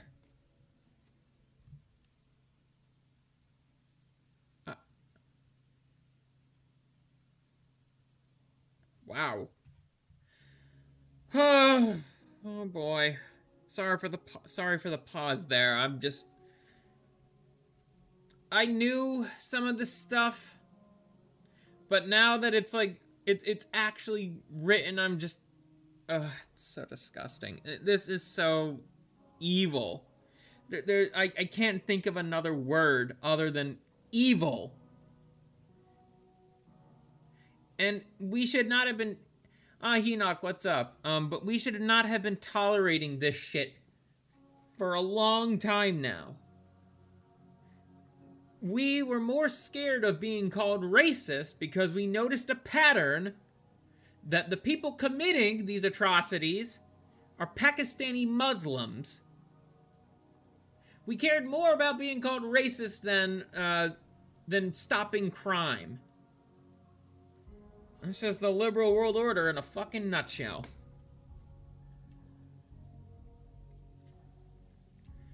These crimes have been committed for decades, since the 1950s by Pakistanis in particular, and have affected every region of our nation. I see, Enoch, I see. Londonistan at its finest. Yes. There's a reason why people call it Londonistan. Yeah, what do you expect? Yeah. Or Englandistan. That's another name I've seen.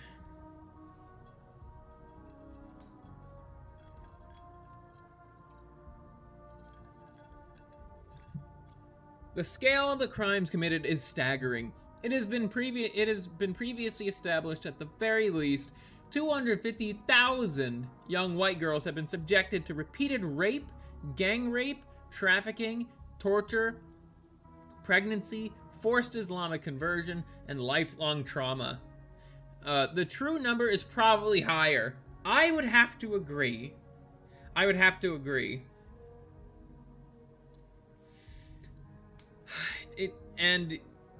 don't think we'll ever really see the true numbers of all this in our lifetime until years after Restore does what it needs to do. The perpetrators bear primary responsibility, yet the institutional failures that enabled them for decades must also be confronted. In court records and official inquiries, around 87% of those convicted in these group-based child sexual exploitation cases bore distinctively Muslim names. The vast majority of men involved in these gangs were not convicted. Dr. Taj Hargi, an imam with the Oxford Islamic Congregation, believes the true proportion of gang members who are Muslim to be around 95%. I see. Even imams are having issues with all this. I wish that maybe this guy has actually spoken before. If he's collaborating with Rupert, then it's like maybe he's spoken out about this in his own congregation. But that's still so fucking crazy, man. 95%. And don't get me wrong, there have been, some other non-Muslims who have been convicted in all this. They are just as evil as the Muslims in here. This figure far exceeds the Muslim share of the overall UK population. The overwhelming majority of the rape gang networks consisted entirely of men from Muslim backgrounds, predominantly of Pakistani heritage, although smaller groups from Somali, Iranian, Syrian, Turkish, and other Muslim origins were also involved. The inquiry heard harrowing testimonies from survivors and their families. The method used to groom children typically followed the same process. I'm gonna hold my thoughts for now. We should actually see what these people go through.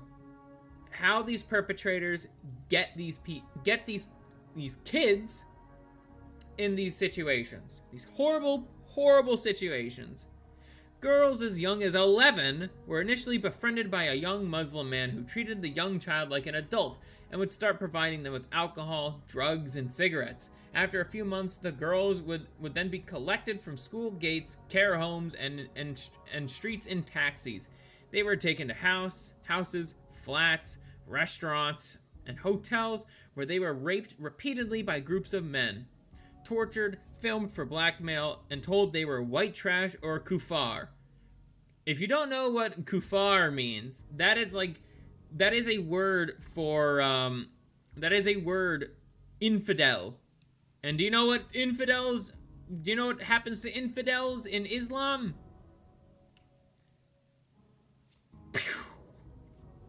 They die.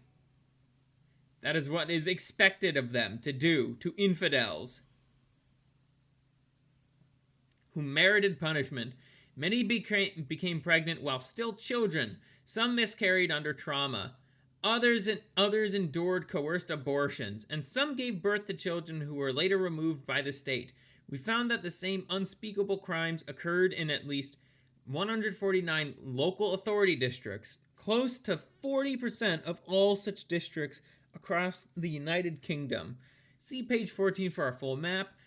We should definitely take a look at page 14. Survivors described daily rapes, red rooms of extreme torture, trafficking between cities, and institutional disbelief that compounded their suffering. Some girls were even trafficked to the Middle East where they would endure Islamic marriage. What the hell is this?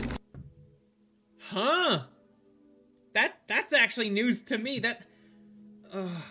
those poor girls, man. Those poor girls. Thank you, feminists. Thank you, feminists, for voting in people who brought these fucking... Okay, calm down. Calm down, Kreemsicle. Calm down. The feminists are also to blame for this. I just thought I'd let you know.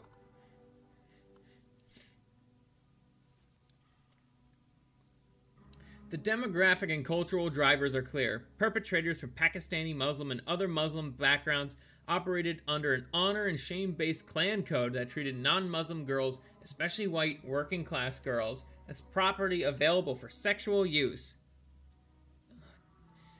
This pattern was reinforced by 8 theological and legal aspects of Islam. This included the doctrine of Muslim superiority drawn from Quranic verses that position Muslims at the top with a duty to correct non-believers. Inhale, count to 4, exhale. I see you're trying to not get too pissed off too, Dusty. The gang members' justification for their crimes can be found in the Islamic principles of loyalty and disavowal known as al-wala wal-bara. Something like that. I don't speak Arabic. It doesn't come naturally to me. Farsi comes a bit more naturally to me because I'm part Iranian. Arabic does not. Arabic's an inferior language.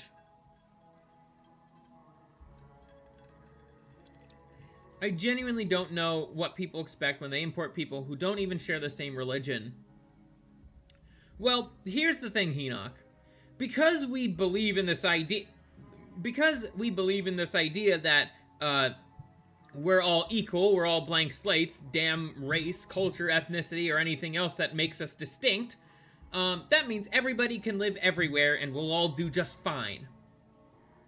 This is a fruit of egalitarianism here, people. You see why I'd fucking despise it? You see why now? It demands enmity towards non-Muslims.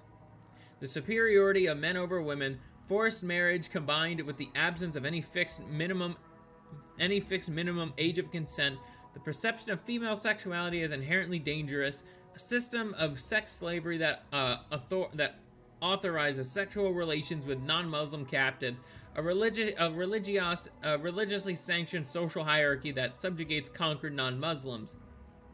Okay, I could see that. There is a difference between the Christian view of this and this. There is a difference in the Christian and Muslim perspectives on this.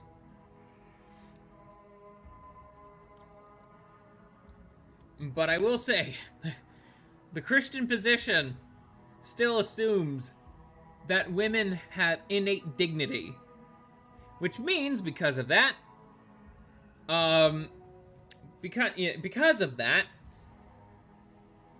it should tell that it's like, hey, don't rape women. Christ has a problem. Christ absolutely has a problem with that. Let's see. The fruit of democracy and the fruit of philosophical liberalism. Liberalism is moral syphilis. Jonathan Bowden. Good quote there, Rexus. Good quote. These elements filtered through clannish immigrant subcultures provided religious justification that enabled the systemic rape and even slaughter of white British girls. Yeah, a lot of the times, like the victims after they got brutally raped were killed and were raped again. You see how evil this gets? I'm telling you. And people defend these, and people defend this. And there was that Jewish woman who was laughing at all this. I'm glad she got all the shit that she received. She deserves it. All of it. I don't find any of this funny. I really don't. Do Jews really find all this shit funny? I don't.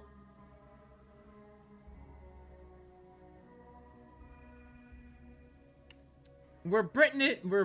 Well, I mean, I'm not religiously Jewish. I am Jewish by blood, but I am Greek Orthodox by faith. Just thought I'd clarify. Were Britain functioning effectively, these girls would have received considerable state protection. However, every one of our institutions failed them catastrophically. Police forces ignored repeated reports, criminalized victims instead of perpetrators. That was a big thing too. I've seen plenty of headlines of people being jailed for being racist after they reported that that they were raped by these scumbags. I'm surprised people didn't start throwing up pitchforks and pikes earlier.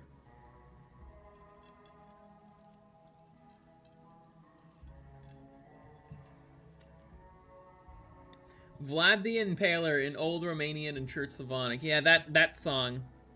Of course the shrews do this. They told us that the modern and Christian inherited the sins of Rome.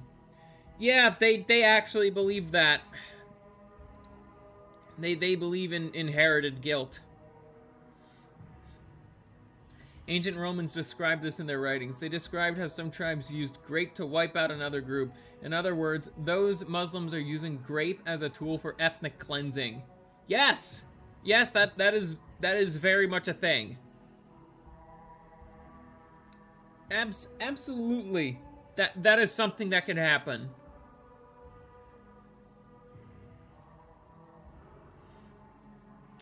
Let's see.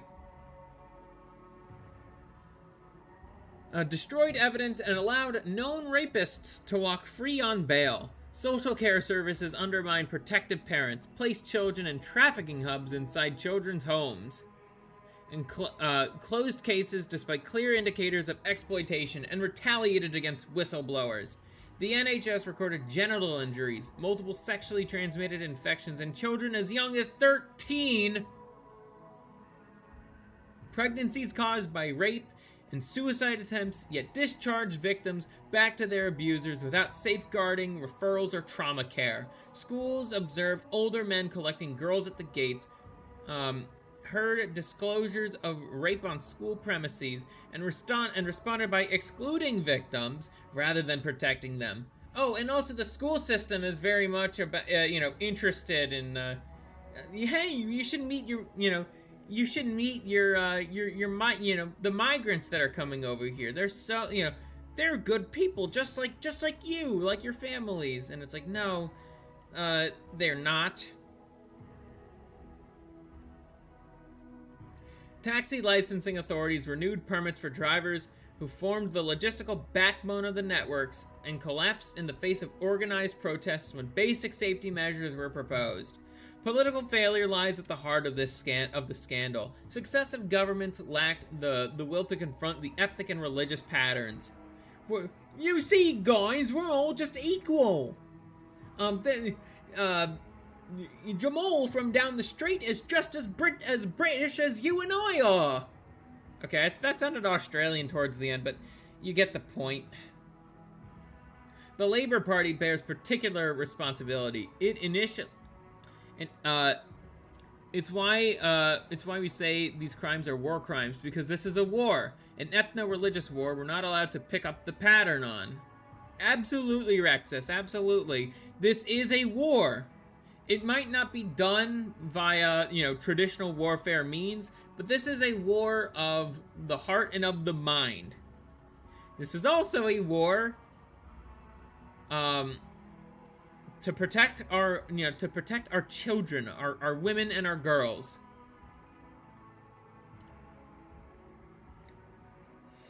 It initially refused a public inquiry and only relented under pressure by ordering a process viewed with widespread skepticism. Labor-dominated councils and MPs were briefed on the gangs long ago, yet later denied knowledge. Looks like we got one, this page and then the next one. And yet were later denied knowledge. The party prioritized electoral reliance on Muslim voting blocs and then blocked or watered down inquiries, suppressed ethnicity data, and framed legitimate concerns as far-right agitation. When finally forced to act, the Labour government produced a national inquiry whose tightly drawn terms of reference deliberately excluded systematic examination of the demographic, cultural, and religious drivers. The Conservative Party, while in government, continued with Labour's approach and failed to impose mandatory ethnicity recording or launch a full statutory inquiry, despite clear evidence from Rotherham and elsewhere. Scottish political parties have refused a dedicated inquiry and failed to record offender ethnicity, political correctness, fear of accusations of racism, and fear of losing electoral support from certain demographics have taken precedent over the protection of British children. Well, you see there, bloke. The problem with you is that you say you care about women and girls, but you're just a racist. Okay, I don't know why I'm sounding Australian. I'm trying to do a British accent, but I just can't. I fucking can't. Some were done chemically using good fences make for good neighbors, and bad neighbors make for great fences. Some were done using some of the rapes were done by using by them using antidepressants. Shit. Well, I don't like antidepressants even more now than I already have.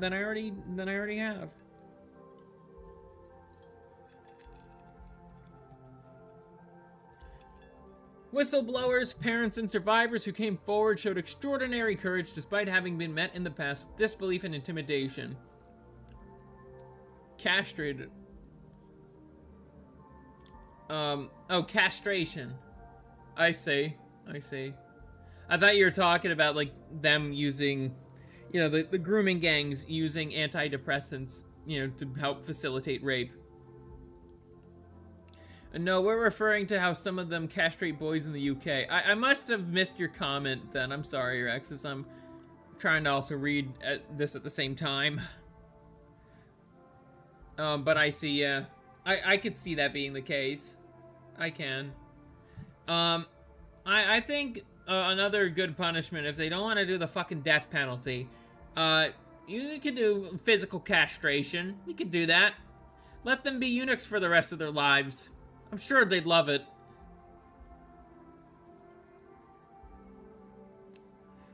The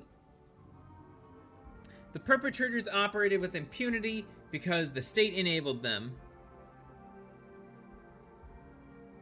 No, antidepressants and other head meds are used to chemically castrate kids. You're a victim of it. I see. I'm sorry that's how you became sterile, my friend. I know that you were, I didn't know how. Sorry, my friend. But, yeah, I think a more effective version of castration, especially for rapists, should be, you get your cock and balls lobbed off.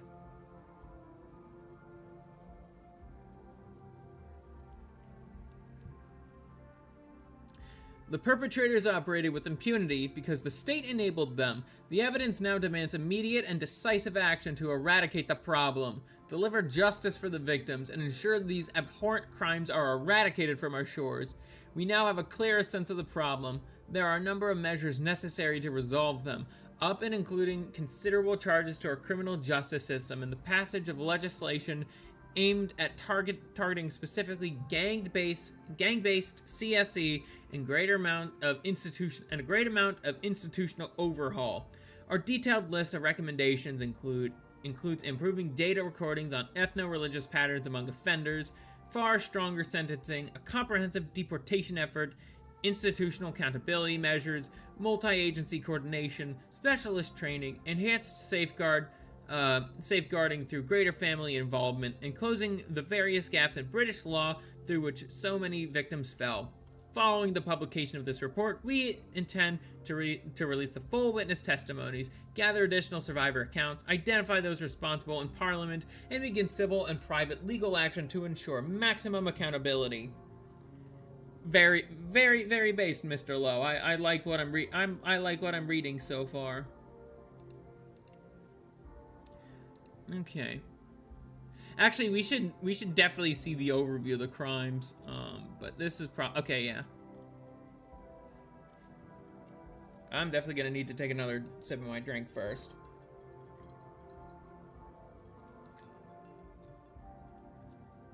Let's go over the overview of the crimes. Rape gangs have exploited children systematically across every region of the UK for decades. The independent chair of the Center for Excellence for Children's Care and Protection, Alexis J., has identified the 1970s as the decade where immigrant rape gangs first began tormenting the girls of Britain. Kreemsicle, it is worthless if not put into action. Also true. I really hope Mr. Lowe actually does put this into action.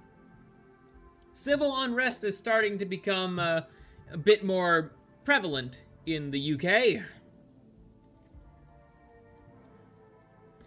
As a decade when rape gangs first began tormenting the girls of Britain. However, the British newspaper archive revealed that the first recorded case of specifically Pakistani rape gangs date back to 1955, when 4 Bradford-based Pakistanis were charged with raping a 15-year-old girl from Middlesbrough.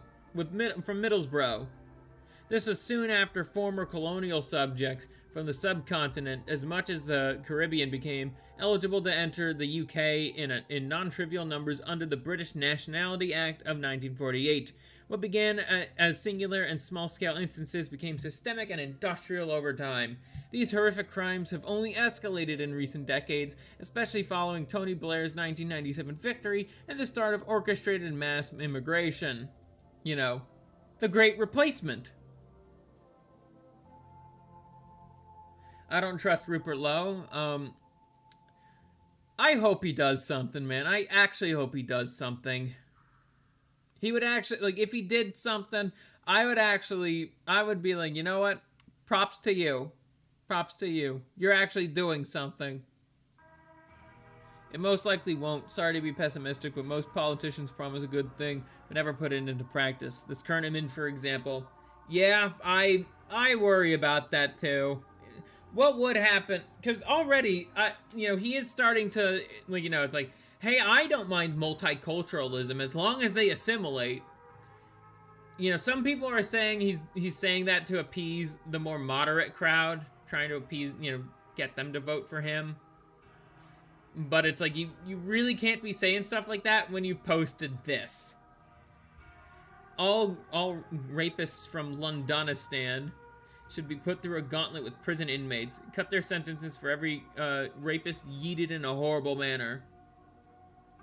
I see where you're coming from, Enoch.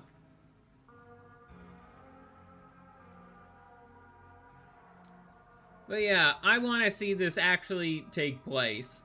As happy as I am that it's being talked about, I want to see actual action. And I'm American, for crying out loud. But I think it would set a good precedent for the rest of the Western world if something was done about this. Truly, the problem would actually have been solved. With greater numbers came greater opportunities for abuse. Perpetrators built organized networks that transported victims between towns and cities and passed girls between multiple adult men. In each of these areas, the same tactics were used.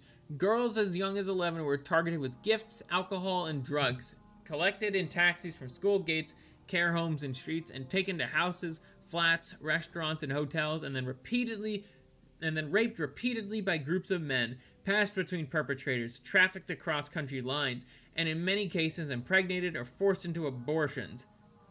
Most victims endured violence, were filmed for blackmail, or told they were white trash or kuffar who deserved punishment. The authorities at every level, including the police, social services, health services, schools, licensing bodies, and politicians, knew the patterns, possessed the intelligence, and still failed to protect the country's children. The evidence established that a national scandal of repeated rape, trafficking, torture, pregnancy, forced Islamic conversion, and lifelong trauma enabled by institutional denial, political calculation, and the fear of the accusation of racism took place over decades. The incidents of criminal activities listed in this report are drawn from court records, official and unofficial inquiries across the country, and witness testimonies provided to the inquiry. They confirmed that this was never a series of isolated local failures. It was a coordinated, nationwide pattern of organized child sexual exploitation that repeated in town after town, city after city, from the far north to the south coast. The same ethnic and religious profile of the perpetrators was documented throughout almost all of the witnesses who contacted the inquiry. The scale of the rape gang phenomenon is endemic across the entirety of Britain. The 250,000 figure originates directly from a statement in the House of Lords by Lord Pearson of Rannoch on May 14th, 2019.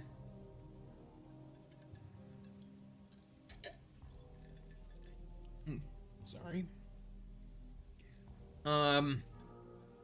Do the government accept that if we extrapolate nationally, the J report on Rotherham and other reports from Telford and Oxford, there appear to have been upwards of 250,000 young white girls raped in this country, very largely by Muslim men, usually several times a day for years? He added that this number is probably an underestimate. This extrapolation now has greater support due to further data that has been collected, derived from scaling the patterns documented in major inquiries.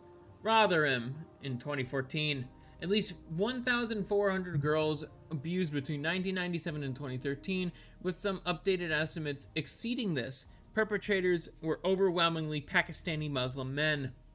Telford inquiry in 2022, more than 1,000 children, predominantly girls, over decades, with the same perpetrator profile. National footprint. The grooming gang model has been confirmed in dozens of towns and cities. Our independent inquiry, led by Rupert Lowe, MP, has heard evidence demonstrating coordinated operations extending to all corners of the country in at least 149 local authority districts. See page 14. So this is the next page. When the Rotherham-Telford scale is applied across the documented national distribution and multiplied by the extreme underreporting factors accepted by official reviews, the total reaches the 250,000 threshold as a bare minimum. I'm telling you, the real number is much higher, and the UK government has permitted this for far too long. We are far from grasping the full extent of grooming gang criminality in modern Britain. It is reasonable to assume that since sexual abuse of all kinds tend to be underreported, this is also true of grooming gangs. The Independent has reported that almost 19,000 children were identified as sexual exploitation victims in England in 1 year alone. What the hell is this? That is in... Again, this whole thing is a signal of institutional failure. The institutions across England and Scotland and Wales, you have all failed in doing your fucking jobs. You're more focused on trying to surveil what the native population is doing because they're starting to get a little angry about things they should have been angry about, or things that they have been angry about for years. People have been talking about this issue for years, and nothing wants to be done about it. The government doesn't have any interest in it. If anything, their inaction, it seems like they want to perpetuate it.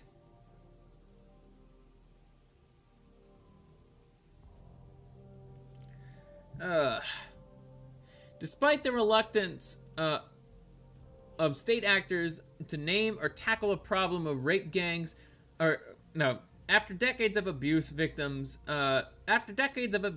victims must number in the hundreds of thousands. The full scale is not yet known. Every major review has emphasized that recorded statistics severely understate reality. And we could see some of the stuff here. I need to give my voice a fucking break. Just a little bit.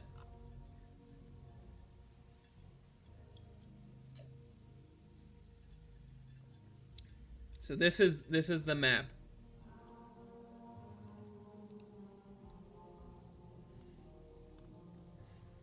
Let's get a good look at it again. So this right here, rape gangs have operated in at least 149 local authority districts across the United Kingdom. I'm not too familiar with the map of the UK.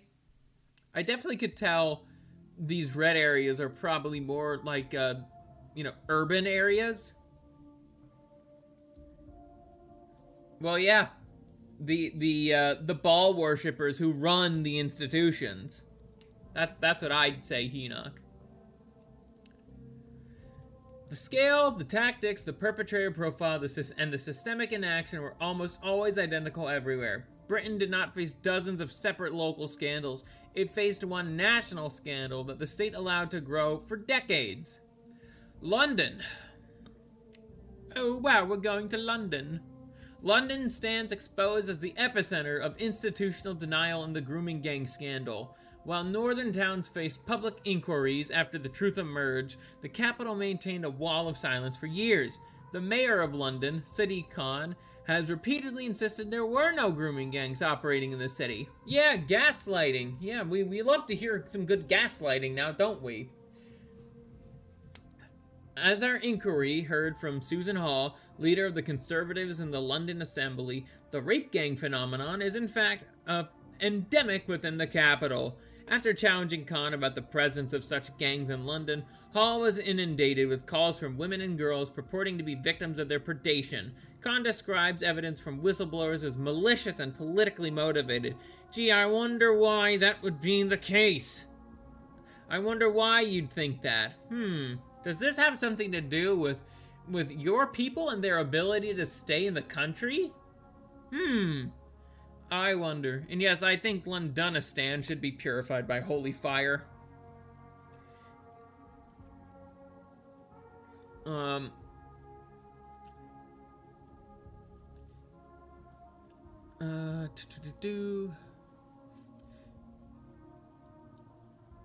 He told the London Assembly that the problem was far more complex than in other parts of the country, and that young people were being exploited through the country. Through county lines rather than organized group-based child sexual exploitation. These statements were made despite the Metropolitan Police holding records of young girls being plied with alcohol and drugs, then raped by groups of men in hotels and other locations across the capital. A Daily Express investigation revealed that Khan had direct access to HM Inspectorate of Constabulary documents detailing exactly these patterns of offending. He read the files, yet continued to deny the existence of grooming gangs in public. Shadow Home Security. Well, oh wow! As you could see, I read these files and I don't think they're true. That's Sadiq Khan in a nutshell. And I don't know how he got elected. I don't know why he got elected. But I think the other person was also a brown, like someone who's brown. Brits, you gotta take your fucking country back. Shadow Home Secretary Chris Phillips MP has accused Khan of facilitating a cover-up, and other politicians stated that both the mayor and the Metropolitan Police had been denying grooming gangs in London. Campaigners include whistleblower Maggie Oliver and Chris Wilde, describing the capital as the last bastion of denial, and warned that the scale of abuse there was more catastrophic than anywhere else in the country. The evidence now emerging confirms their warnings. In October 2025, the Metropolitan Police announced a review of 9,000 child sexual exploitation cases. The National Crime Agency launched Operation Beacon Point to examine thousands more files nationwide after initial assessments found human errors, missed lines of inquiry, and cases wrongly dropped. London forms a significant part of this backlog. Yeah, London is basically the epicenter of all this. A former Metropolitan Police detective has described industrial-scale child prostitution and grooming in the capital, with authorities aware but opting for inaction due to a mixture of incompetence, laziness, and corruption. This is absolutely a sign of all three of these. All three. Incompetence. They don't fucking, like, we can't really do anything about it. I don't want to be called racist. Laziness. They don't care. By that attitude, they don't care. And corruption. They're permitting it! London has the largest Muslim population in Britain. Khan relies on significant electoral support from those communities, as well as having an ethno-religious motive to protect the public reputation of Pakistani Muslims in particular. Widespread acknowledgement of organized networks, predominantly Pakistani Muslim men, targeting vulnerable white girls would have shattered this narrative of community cohesion that successive London administrations, none more than Khan's, have promoted. And good, it should be shattered. It should absolutely be fucking shattered. Multiculturalism has only caused more problems than it ever has fixed. And I don't think it's really fixed a single fucking thing.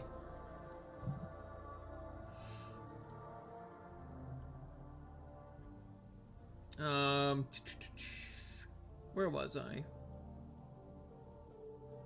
As for others in authority, fear of being labeled racist paralyzed the Metropolitan Police and City Hall in the same way it did in Rotherham and Rockdale before them. One anonymous whistleblower told us that boys as well as girls are an especially vulnerable target for criminal gangs, typically Albanian, Somali, or Turkish, operating in the capital. Here's the thing about about these groups. The people that are coming into Western nations they are the people who would be executed in their home countries. Fun fact about Albania in particular, it's starting to become majority Orthodox Christian. And with that, there probably will be a lot of reforms made in that system because of, orthodoxy.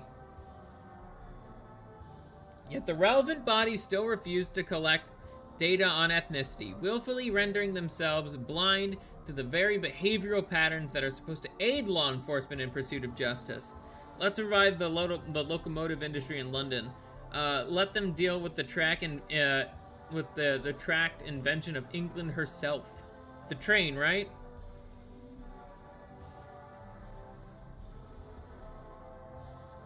Let's see. Willfully rendering themselves blind to the... oh yeah, I read this already. The Metropolitan Police Review, the National Crime Agency operation, and the witness accounts pouring in proof that group-based child sexual exploitation has thrived in our capital city. This inquiry records the failure without reservation. Khan and the senior leadership of the Metropolitan Police must answer for their role in this scandal. I just say you fucking execute him in deadlock. That's the solution to me.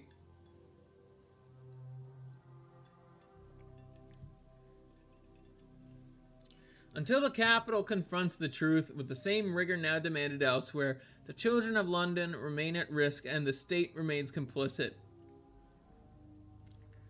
I think everybody who, and this isn't just, I'm not just talking about Khan when I say that. I think everyone who has been complicit in this should get the death penalty.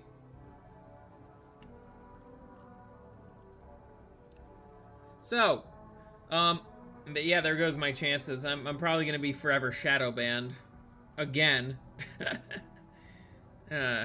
Anyways, I'll be right back. I'm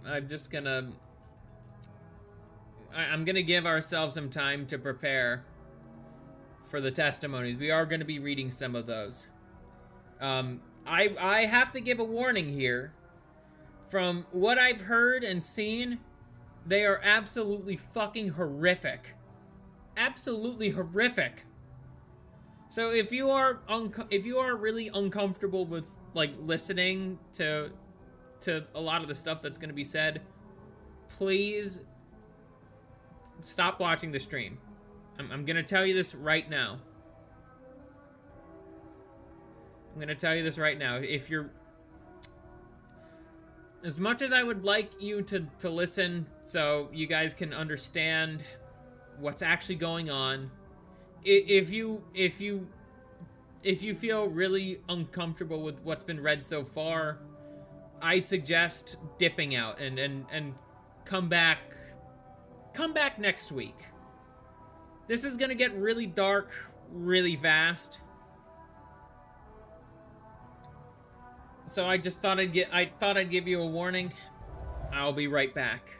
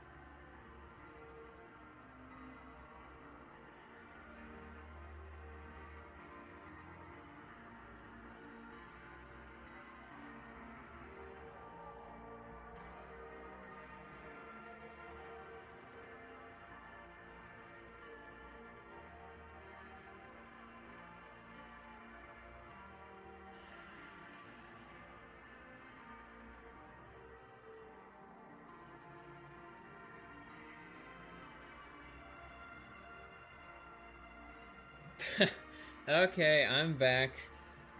No, damn it, Enoch! Damn it! Anyways.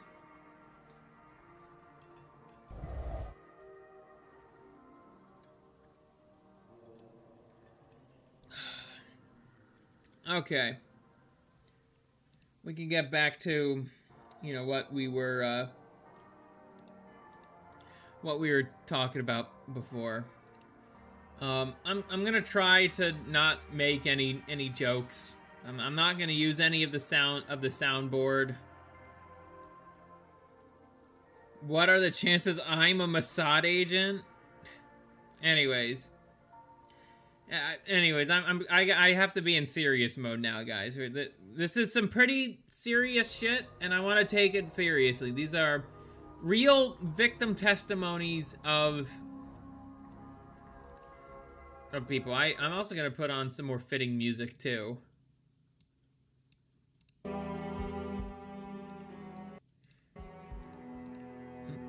Okay, there we go. I want to put on some bit more sorrow music because I think this fits. This is pretty tragic stuff, and I like to listen to this song when reading stuff like this. It helps. Through her early, so there are thousands of survivors who could have provided evidence to our inquiry team. Below is a summary of the testimony provided by a bear witness who spoke at our inquiry hearings. Some of the witnesses have have to remain anonymous for their own safety.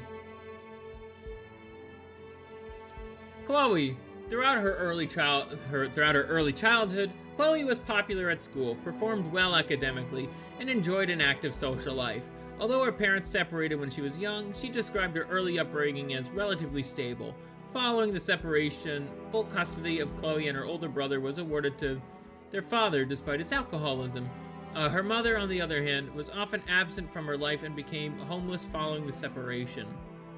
Chloe recalls a generally secure and supportive home environment under the care of her father. However, following his sudden death before her 10th birthday, she moved in with her mother and her mother's new husband, a man she describes as a pedophile by whom she was sexually abused. Chloe's mother caught her husband assaulting Chloe on many occasions, but did little to stop it. On one occasion, Chloe's mother caught her husband in the shower with Chloe, and instead of intervening, she closed the door and walked out. At this time, Chloe was 10 years old. The abuse soon escalated to rape. Chloe's stepfather supplied her with alcohol and cigarettes to keep her quiet, and she began smoking cannabis. Around the same time, Chloe started truanting and spending time in the local town center with a friend unsupervised. She describes groups of Muslim men, primarily Pakistanis, aged 25 to over 50, showing them attention, including wolf whistling and buying them alcohol. Many were taxi drivers who would take the girls into their cars and drive them around town. At this stage, there was no sexual abuse, and although the men's behavior was clearly inappropriate, Chloe and her friend, then in their final year of primary school, enjoyed being treated like adults. The grooming soon intensified. The provision of alcohol and takeaways takeaways for context is like getting takeout. It's their word for takeout. Was accompanied by emotional manipulation with men, many of whom were related to one another, presenting themselves as sympathetic friends to Chloe. Chloe describes this process as them mapping out, are you a vulnerable person? Physical contact, including kisses and massages, became increasingly common. Meanwhile, the abuse by her stepfather at home worsened, and her mother was all but absent as a guardian. At the time, Chloe had an aunt and uncle who lived nearby, and she often sought refuge with them. She had spent holidays with them during her early childhood and felt like she could trust them. On occasions, she visited them while traunting. I thought it was truanting, it's traunting. Before returning home and spending the day there while her mother and stepfather were at work. To Chloe's surprise, her uncle arrived at her house unannounced an hour later, and she invited him inside. After a brief conversation, Chloe's uncle sexually assaulted her. Chloe resisted, and he relented and left. Oh my goodness. This poor girl, man. Lord have mercy on her. She told her mother about the assault, and her mother reported it to the police. The police accused Chloe of lying, and no further action was taken. Until this incident, she had regarded her uncle as one of the best people in her life. Afterwards, there were no adults left that Chloe could confide in or seek support from. Increasingly isolated, she became more deeply involved with the groups of Muslim men she encountered in the town center. I thank you for the disclaimer, Dusty. One evening, Chloe's friend suggested that they travel to a nearby town where one of the men had a hotel room. They were picked up by the man, who was drunk and under the influence of drugs, and taken to the hotel. When they arrived, hotel staff saw them but did not intervene. In the room, the girls were given a potent strain of cannabis, which left Chloe, then 11, absolutely smashed. Chloe's friend was taken into another room by a group of men, and Chloe was groped by the man who remained. Chloe resisted, and he hit her. The man did not attempt to sexually assault her again. Instead, threw the girls, both of whom were still intoxicated, out of the hotel and refused to drive them back to their hometown. They were forced to walk. It was around midnight. Chloe did not want to get back to her home, as she feared her mother would beat her for being late. So stayed with her friend. In the early hours of the morning, Chloe was collected from her friend's house by the police after her mother reported her missing. Chloe lied to the police and her mother about where she had been. Chloe's mother grounded her for a month, meaning she was stuck at home with her predatory stepfather, a period she described as torture. After the month passed, Chloe arranged to see a friend who boasted that she had a new boyfriend. Chloe left the house to meet her, and the girls were picked up by the boyfriend, who was in fact a 25-year-old Indian man. Initially, Chloe thought the man was nice, posher than other men she had met in the town center. He took Chloe and her friend to a shop where he purchased a bottle of vodka before picking up one of his friends and taking the girls to a secluded location. During the journey, the men began pressuring the girls for sex. I don't want to call these people men. I don't want to call them men. They are males. They're not men. Males. Men don't rape women.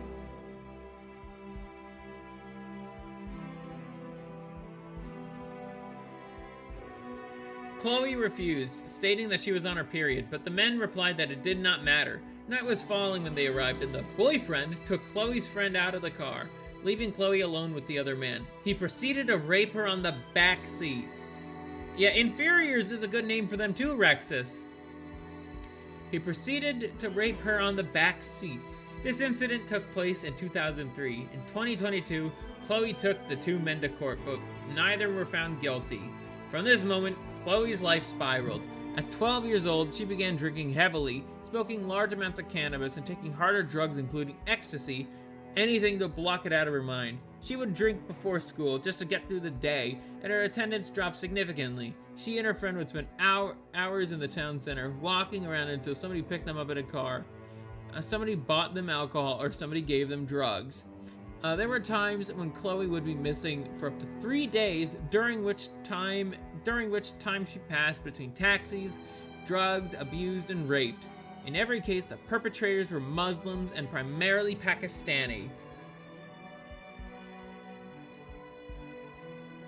On one occasion, Chloe was abducted by an abuser who was driving drunk and taken to a graveyard.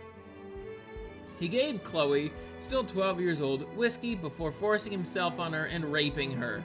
He withdrew before ejaculation and forced the empty whiskey bottle into Chloe's vagina where it shattered. Chloe admitted herself to A&E, but no questions were asked about how she had sustained such an injury. She was examined, the glass was removed, and she was discharged. Chloe was questioned by the police due to her absence on a number of occasions. Each time she was asked where she had been, who she had been with, and what she had been doing. She replied that she had been having sex with adult males in cars. Rather than opening an investigation and pursuing her abusers, the police dismissed Chloe as a prostitute. They asked her whether she was consenting to the sexual activity, and despite Chloe telling them that she did not know the definition of the word consent, they reported that she had been. The police... This story, man, I'm trying my best to stay composed here. I'm really trying. The police found Chloe, as well as other missing children, in cars with the gang members on multiple occasions, but let the gang members go, without so much as questioning them. On one occasion, Chloe was in the town center and was identified as a missing child by a police officer who questioned where she had been. Chloe told this police officer about the full extent of the abuse, and the response of the police officer was, "Nothing could be done," and Chloe was let go. In response to her transient deteriorating behavior, the school regularly placed Chloe in isolation and compelled her to attend additional after-school classes every day. This did little to improve her emotional state, and she continued to spend time with her friend and her friend's boyfriend. I have to be honest, me too, Rexus, me too. This went on for a number of years. The boyfriend would supply the girls with alcohol and drugs, as well as introducing them to his friends, who were exclusively South Asian men. Of course. You could just say Middle Eastern. On one occasion, he took the girls to his place of work, a textiles factory, where he raped Chloe. Following this incident, Chloe stopped spending time with her friend, who, up until this point, had accompanied her throughout her exploitation.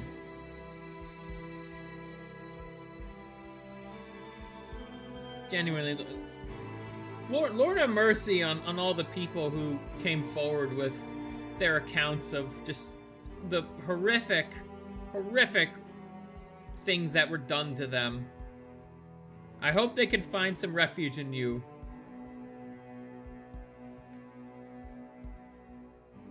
I had to pray. I had to pray for a moment. By this time, Chloe had become so accustomed to her lifestyle of spending time with the Muslim gangs that she continued to do so without her friend.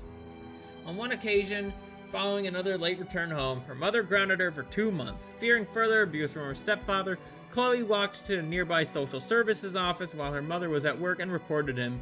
Chloe was interviewed by the social workers about the abuse, after which her mother and stepfather were arrested and questioned. Both denied that the abuse was taking place and were released without charge. Chloe made further appeals to social services and was eventually removed from the house and placed in foster care. She lived with a couple who cared for several other foster children, and though she found them snobby and judgmental, found some semblance of stability with them, but it did not last long. She was still living in the same town, so when she went into the town center, as she often did, both alone and with the foster carers, the Muslim gangs would recognize and target her. She remained at the same school because she remained at the same school, and because she now lived further away, the foster carers paid for taxis to take her there.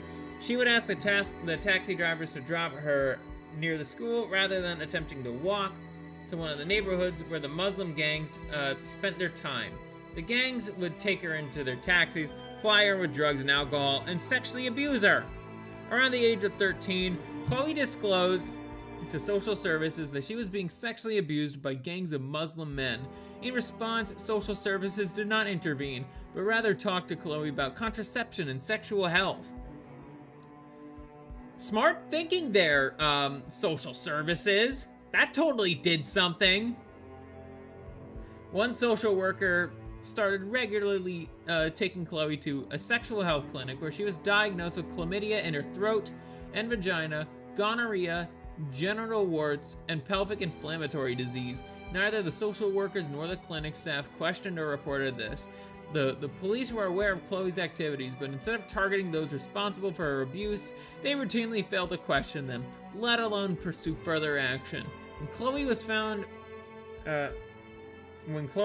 in cars and houses with them.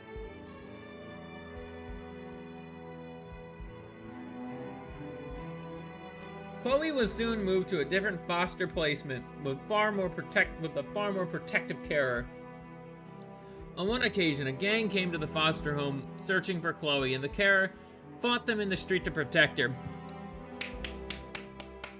Good man. Good man.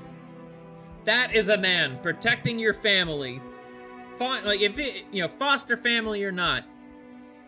Good man. Around the time Chloe turned 14, a social worker approached her about her ongoing sexual exploitation. This was one of the first times this had happened, and Chloe was relieved that her abuse was finally being addressed. However, rather than offering a solution, the social worker instead told Chloe that the producers of Emmerdale were looking for a young actress to play a victim of child sexual exploitation. Evil! That is evil! And asked whether she would be interested in auditioning for the role given her experience. Following this exchange, Chloe, upset, angry, and in a state of disbelief, ran away from the foster home after being abducted by a Muslim gang, was missing for 6 months.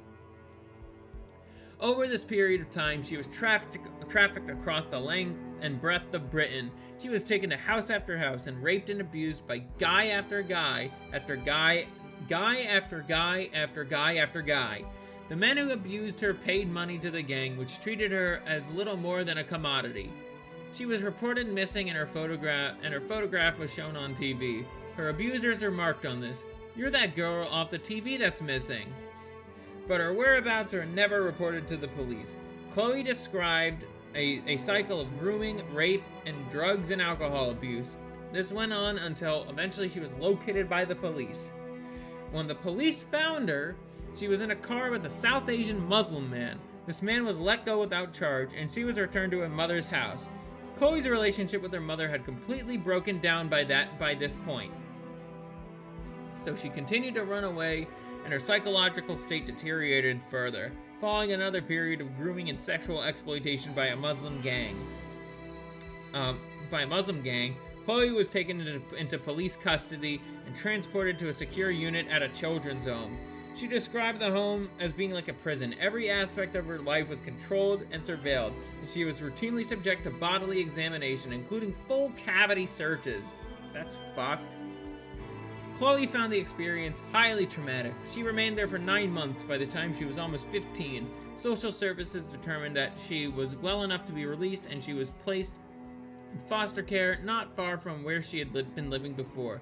Chloe describes the new carers as a positive and encouraging presence in her life. And in spite of her proximity to the sites of her abuse and exploitation, Chloe found stability and security living with them. She enrolled in a full-time hairdressing and beauty course at a nearby college, and for the next 2 years, Chloe describes her life as fantastic. This is what the term black and tans now mean in the British Isles. It may have been said as a joke, but it is a sorrowful reality.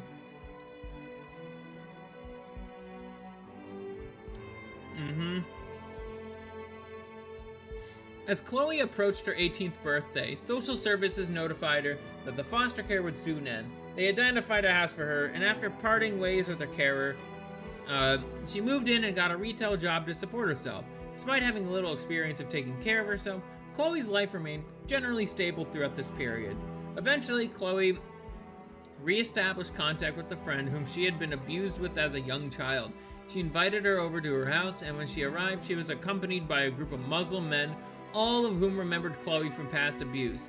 Immediately, Chloe's life was thrown back into chaos. The men refused to leave, and in Chloe's words, it was no longer my quiet little house. It was their house. They smashed windows, kicked in doors, and left the house in an absolute wreck and sexually abused Chloe. One of the men, a previous abuser, pinned her down, pulled his trousers down, and sat on her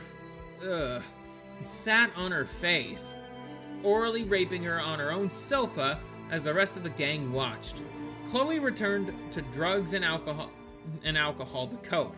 Though she was still working in retail, her ability to work was rapidly declining. During one shift, one of her colleagues, someone she was friends with, jokingly pinched her bottom. Chloe, traumatized by the years of abuse, punched him in the face in the middle of the shop. She was brought before management and tried to argue her case but was fired. Left with no income, Chloe spiraled further. The Muslim gang was still occupying her house, and with nowhere else to go and no ability to remove them, she remained there with them. They routinely drugged, abused, and raped her, including soft drink cans, keys, and a baseball bat. That poor girl. That poor woman. Before long, they started to pay her bills to consolidate their presence in her home. On a number of occasions, they brought young children into Chloe's house to abuse them.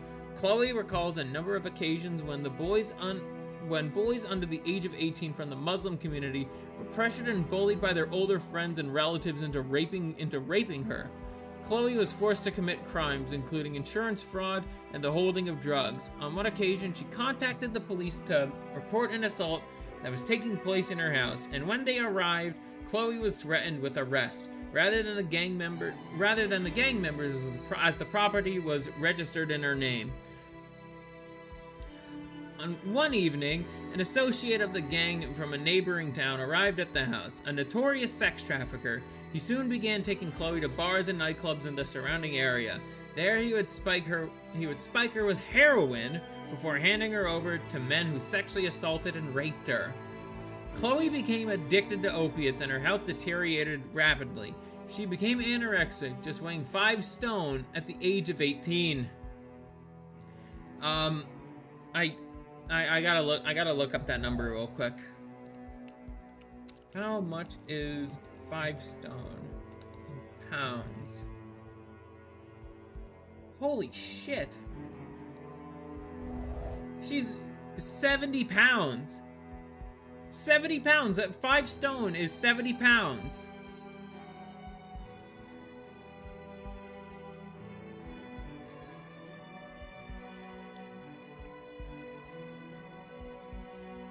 Wow. I'm at a loss for words right now. The use of heroin was a method of control by the gangs, as it left her with no ability to defend herself physically. Her daily existence became a relentless cycle of rape, exploitation, and violence. Eventually, a social worker visited Chloe and was shocked by her appearance and the conditions in which she was living. Concerned for her welfare, she took Chloe to an addiction clinic where tests revealed an extremely high concentration of opiates in her system. Chloe was prescribed medication to manage her opioid dependency and gradually weaned herself off the drugs. Around this time, Chloe reconnected with a childhood friend, and their friendship soon developed into a romantic relationship. Her boyfriend became aware of the ongoing abuse and, with the help of his father, paid off Chloe's remaining rent and moved her out of her squalid house. Chloe moved in with him, after which she got another job in retail. For a short period, Chloe's life was relatively stable, but due to her unresolved trauma, she soon returned to drinking heavily, smoking cannabis, and gambling. Her workplace was close to her first foster home, and before long she came back into contact with members of the gang that had abused her at that time. The cycle of grooming, exploitation, and abuse soon resumed. Her relationship with her boyfriend broke down, and out of desperation, she reestablished contact with her mother, who had left her predatory husband and soon moved back in with her. Maybe re-immigration is not the solution, but rather doing what Franco did to the communists in Spain. You guys know what I mean when I say Franco. Yes, I do, Rexus, and I think that is an absolutely valid solution.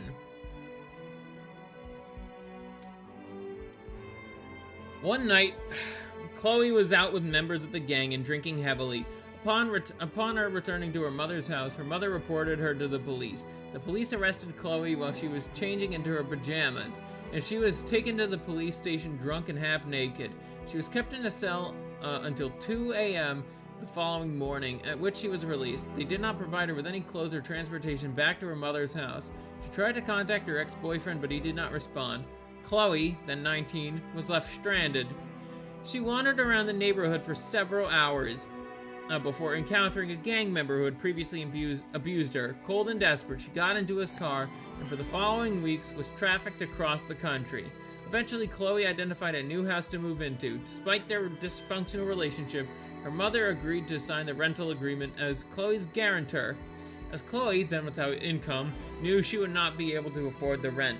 After she moved in, she became aware of the fact that she was the only white British person in her neighborhood. Every other resident was South Asian. As a result, the gangs discovered where she was living and then once again treated her house as if it were their own. The cycle of abuse continued, and Chloe's emotional state deteriorated significantly. Chloe was taken to the hospital after a suicide attempt, and while there, she discovered that she was pregnant. The father of the child, a Pakistani Muslim illegal migrant, moved into Chloe's home. Chloe was subsequently coerced into converting to Islam and forced into marriage, both to legitimize the pregnancy in the eyes of her abuser and to assist him in securing a visa.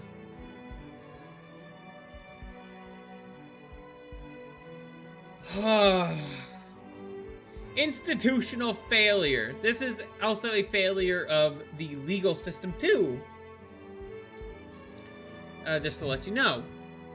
Chloe's behavior became tightly controlled. She was forced to wear a hijab. She was prohibited from looking out the windows of her home, and if she misbehaved in the eyes of her husband, he would beat her black and blue, something that happened every day.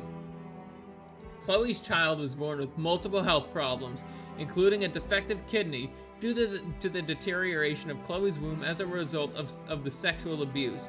Nevertheless, becoming a mother gave Chloe a renewed determination to get her life back on track. She reported the father of her child to the police after he assaulted the child and he was removed from the property. She stopped taking drugs. She was focused, and for the first time, the gangs left her alone. I just gotta get a sip of water real quick.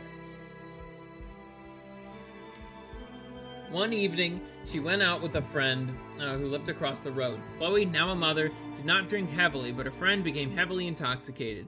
A group of Asian men, I assume Pakistani Muslims, or Muslims in general, started speaking to them and offered to take Chloe and her friend home.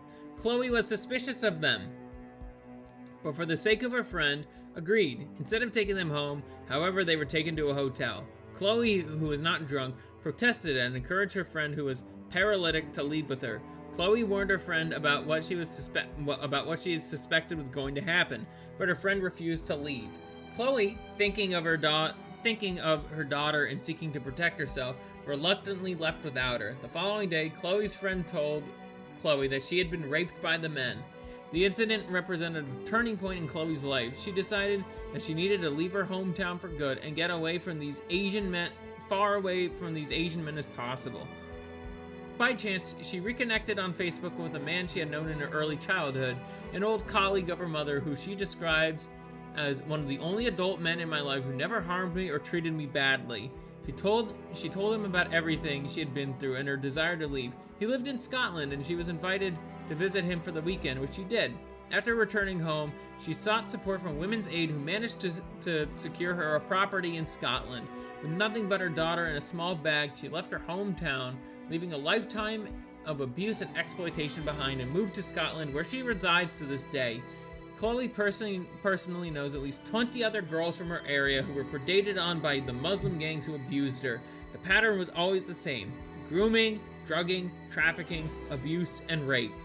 Furthermore, Chloe describes being taken into mosques where imams would describe non-Muslims as infidels and preach that white women who dressed inappropriately were free game.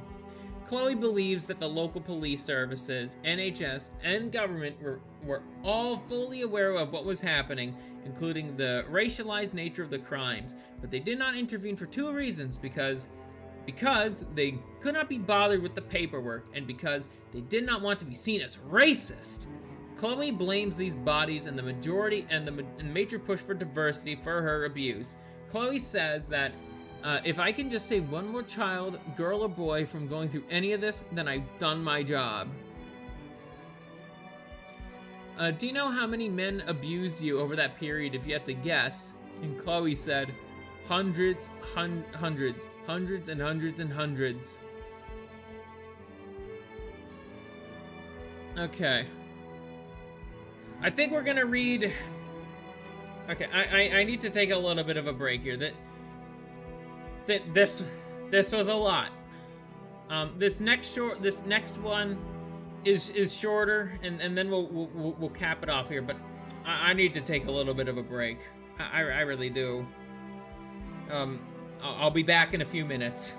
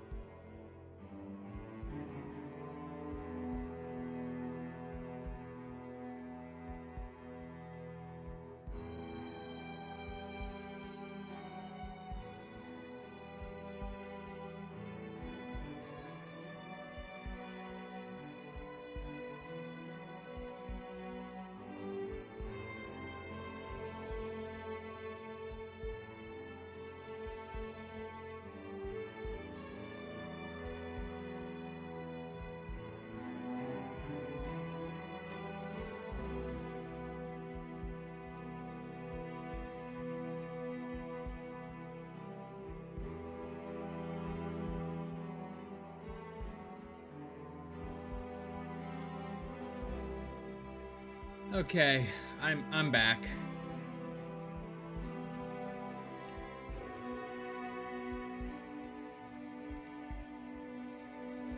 Oh man, I have to be honest.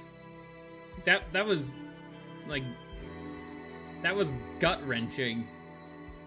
And there's so many more. We're gonna go over one more. This one's a lot shorter, and then we're gonna end the stream. It is very hard. I have to say, it is very hard to read all this and trying to not like break down. This is not easy for me. It's also, I also just want to like pray for all of them too.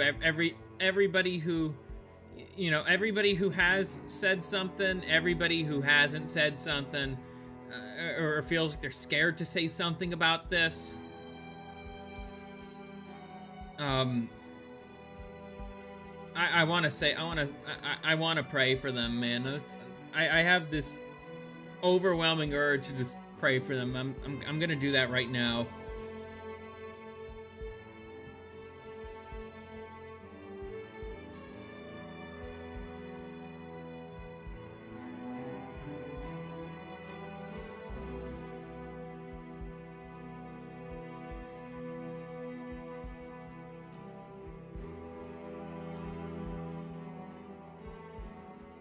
Also, Sheffield, that has nothing to do with what we're talking about. I'll say it again, and I probably will have to. I'll probably have to shut you up for the rest of the stream. I'm not having it today. Let's read. This is a shorter story compared to the previous one. Fiona grew up in a highly abusive household marked by domestic violence, severe emotional abuse, and repeated suicide attempts by her mother, which Fiona witnessed. Despite exceptional academic ability, she developed serious mental health difficulties, self-harm behaviors, and suicidal ideation from a young age. After escalating abuse and failed disclosures, Fiona entered care at the age of 13. She was placed in a children's home that already had been identified as high risk for sexual exploitation in a television documentary prior to her arrival. This is the failure of the foster care system on display here, folks. In the UK, it gets pretty bad. It's probably as bad in America too, if I'm being honest. Inadequate supervision meant she went missing repeatedly. At 13, she was groomed by adult Pakistani men whom she estimates were aged between 24 and 45. The grooming began with affection and alcohol, quickly progressing to rape, drug dependency, threats, and trafficking. Care staff negligence was extreme.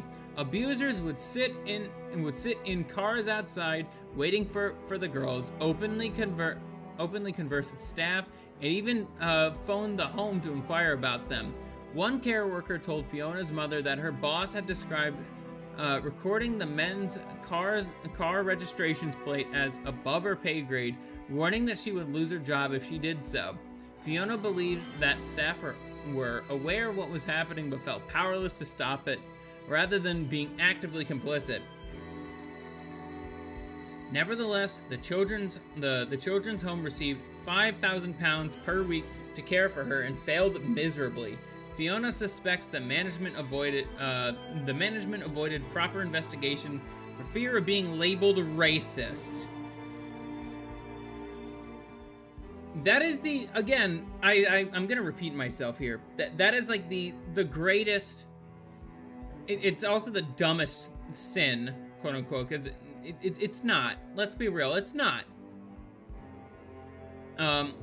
But in today's bullshit world order, it's like that is the greatest sin you could commit, is having pattern recognition abilities.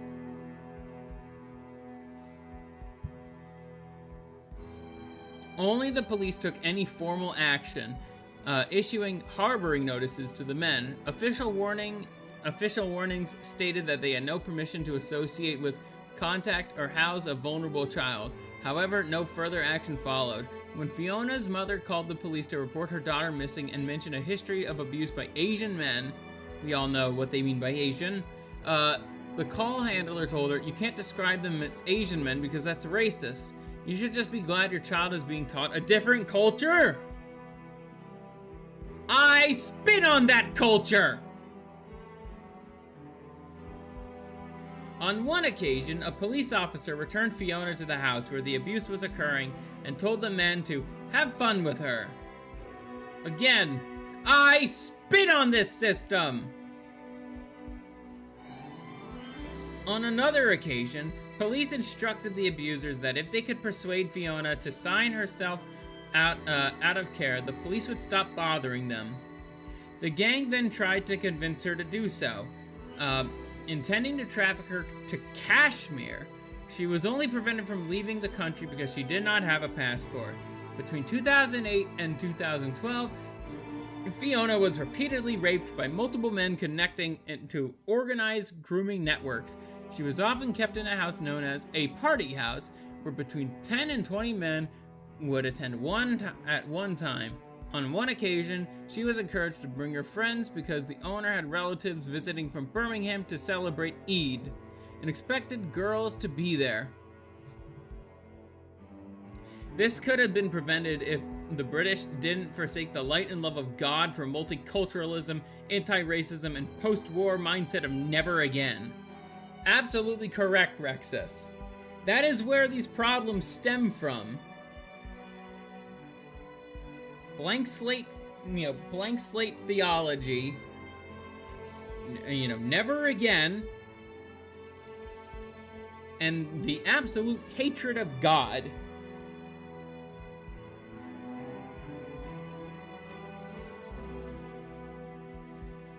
Within the house, the girls were routinely referred to as white slags, while the men wanted Pakistani girls kept pure for marriage. The gangs reportedly discussed fears that the English Defense League, EDL, would arrive armed, so they kept baseball bats for protection. They also allegedly spoke of attending EDL demonstrations with weapons. Fiona was not only trafficked and raped across multiple cities in the UK, but was also forced to traffic drugs.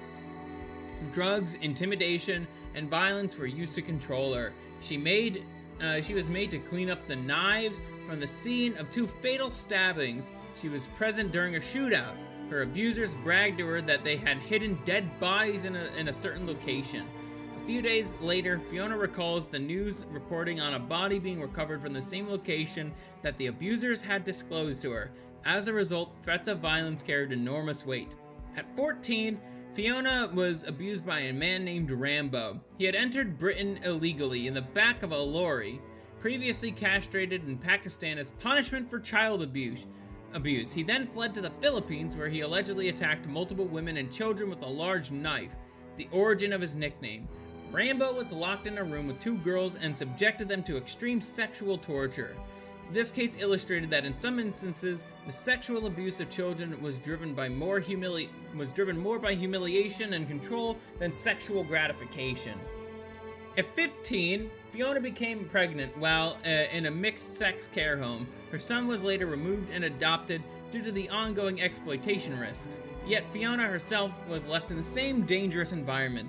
The abuse continued into her adulthood. It only stopped when she turned 18, leaving her with profound physical and psychological trauma, including PTSD, substance dependency, and long-term health damage. Fiona states that the greatest harm came not only from the abusers, but from the institutional disbelief, neglect, and punishment that actively enabled the ongoing exploitation. In total, she estimates that she was abused by 50 and 100 men. Of those, only 2 were not Pakistani. I was beaten regularly. I was drugged, filmed, being raped, and the footage was distributed. I sustained broken bones, facial injuries, and severe trauma. I was subjected to racial abuse in the community and blamed by families of perpetrators.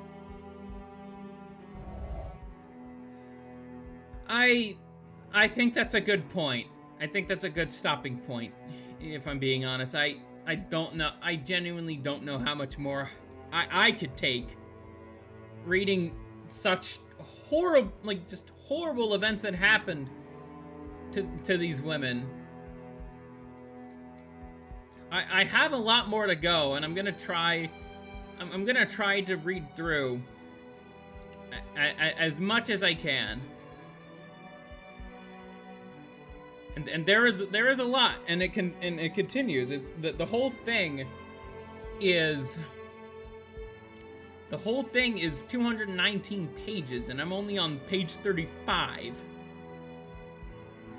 And already at page 35, I'm just so... I'm very angry. I'm trying not to explode. I really am. I'm trying... I don't want to explode on here. I am absolutely livid. I knew it was gonna be bad. Don't get me wrong. I knew exactly what I was signing up for. Like, I knew exactly.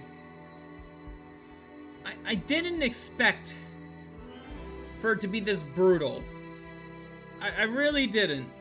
I knew it was gonna be a hard read. I did not know it would have such an effect. Alas, I'll read the rest of this on my own time.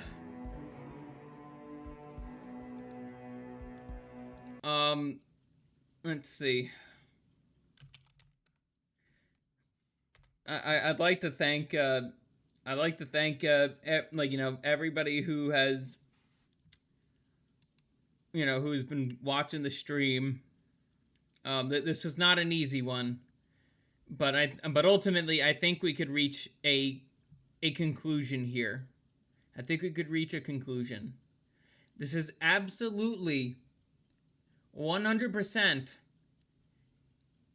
a horrific immediate effect of the Great Replacement. There is too much proof that it is going on, and the consequences of such are extremely grim. So ultimately, it is not a conspiracy theory. It is a fact. And the result of such replacement, as we've seen in the UK, rape gangs.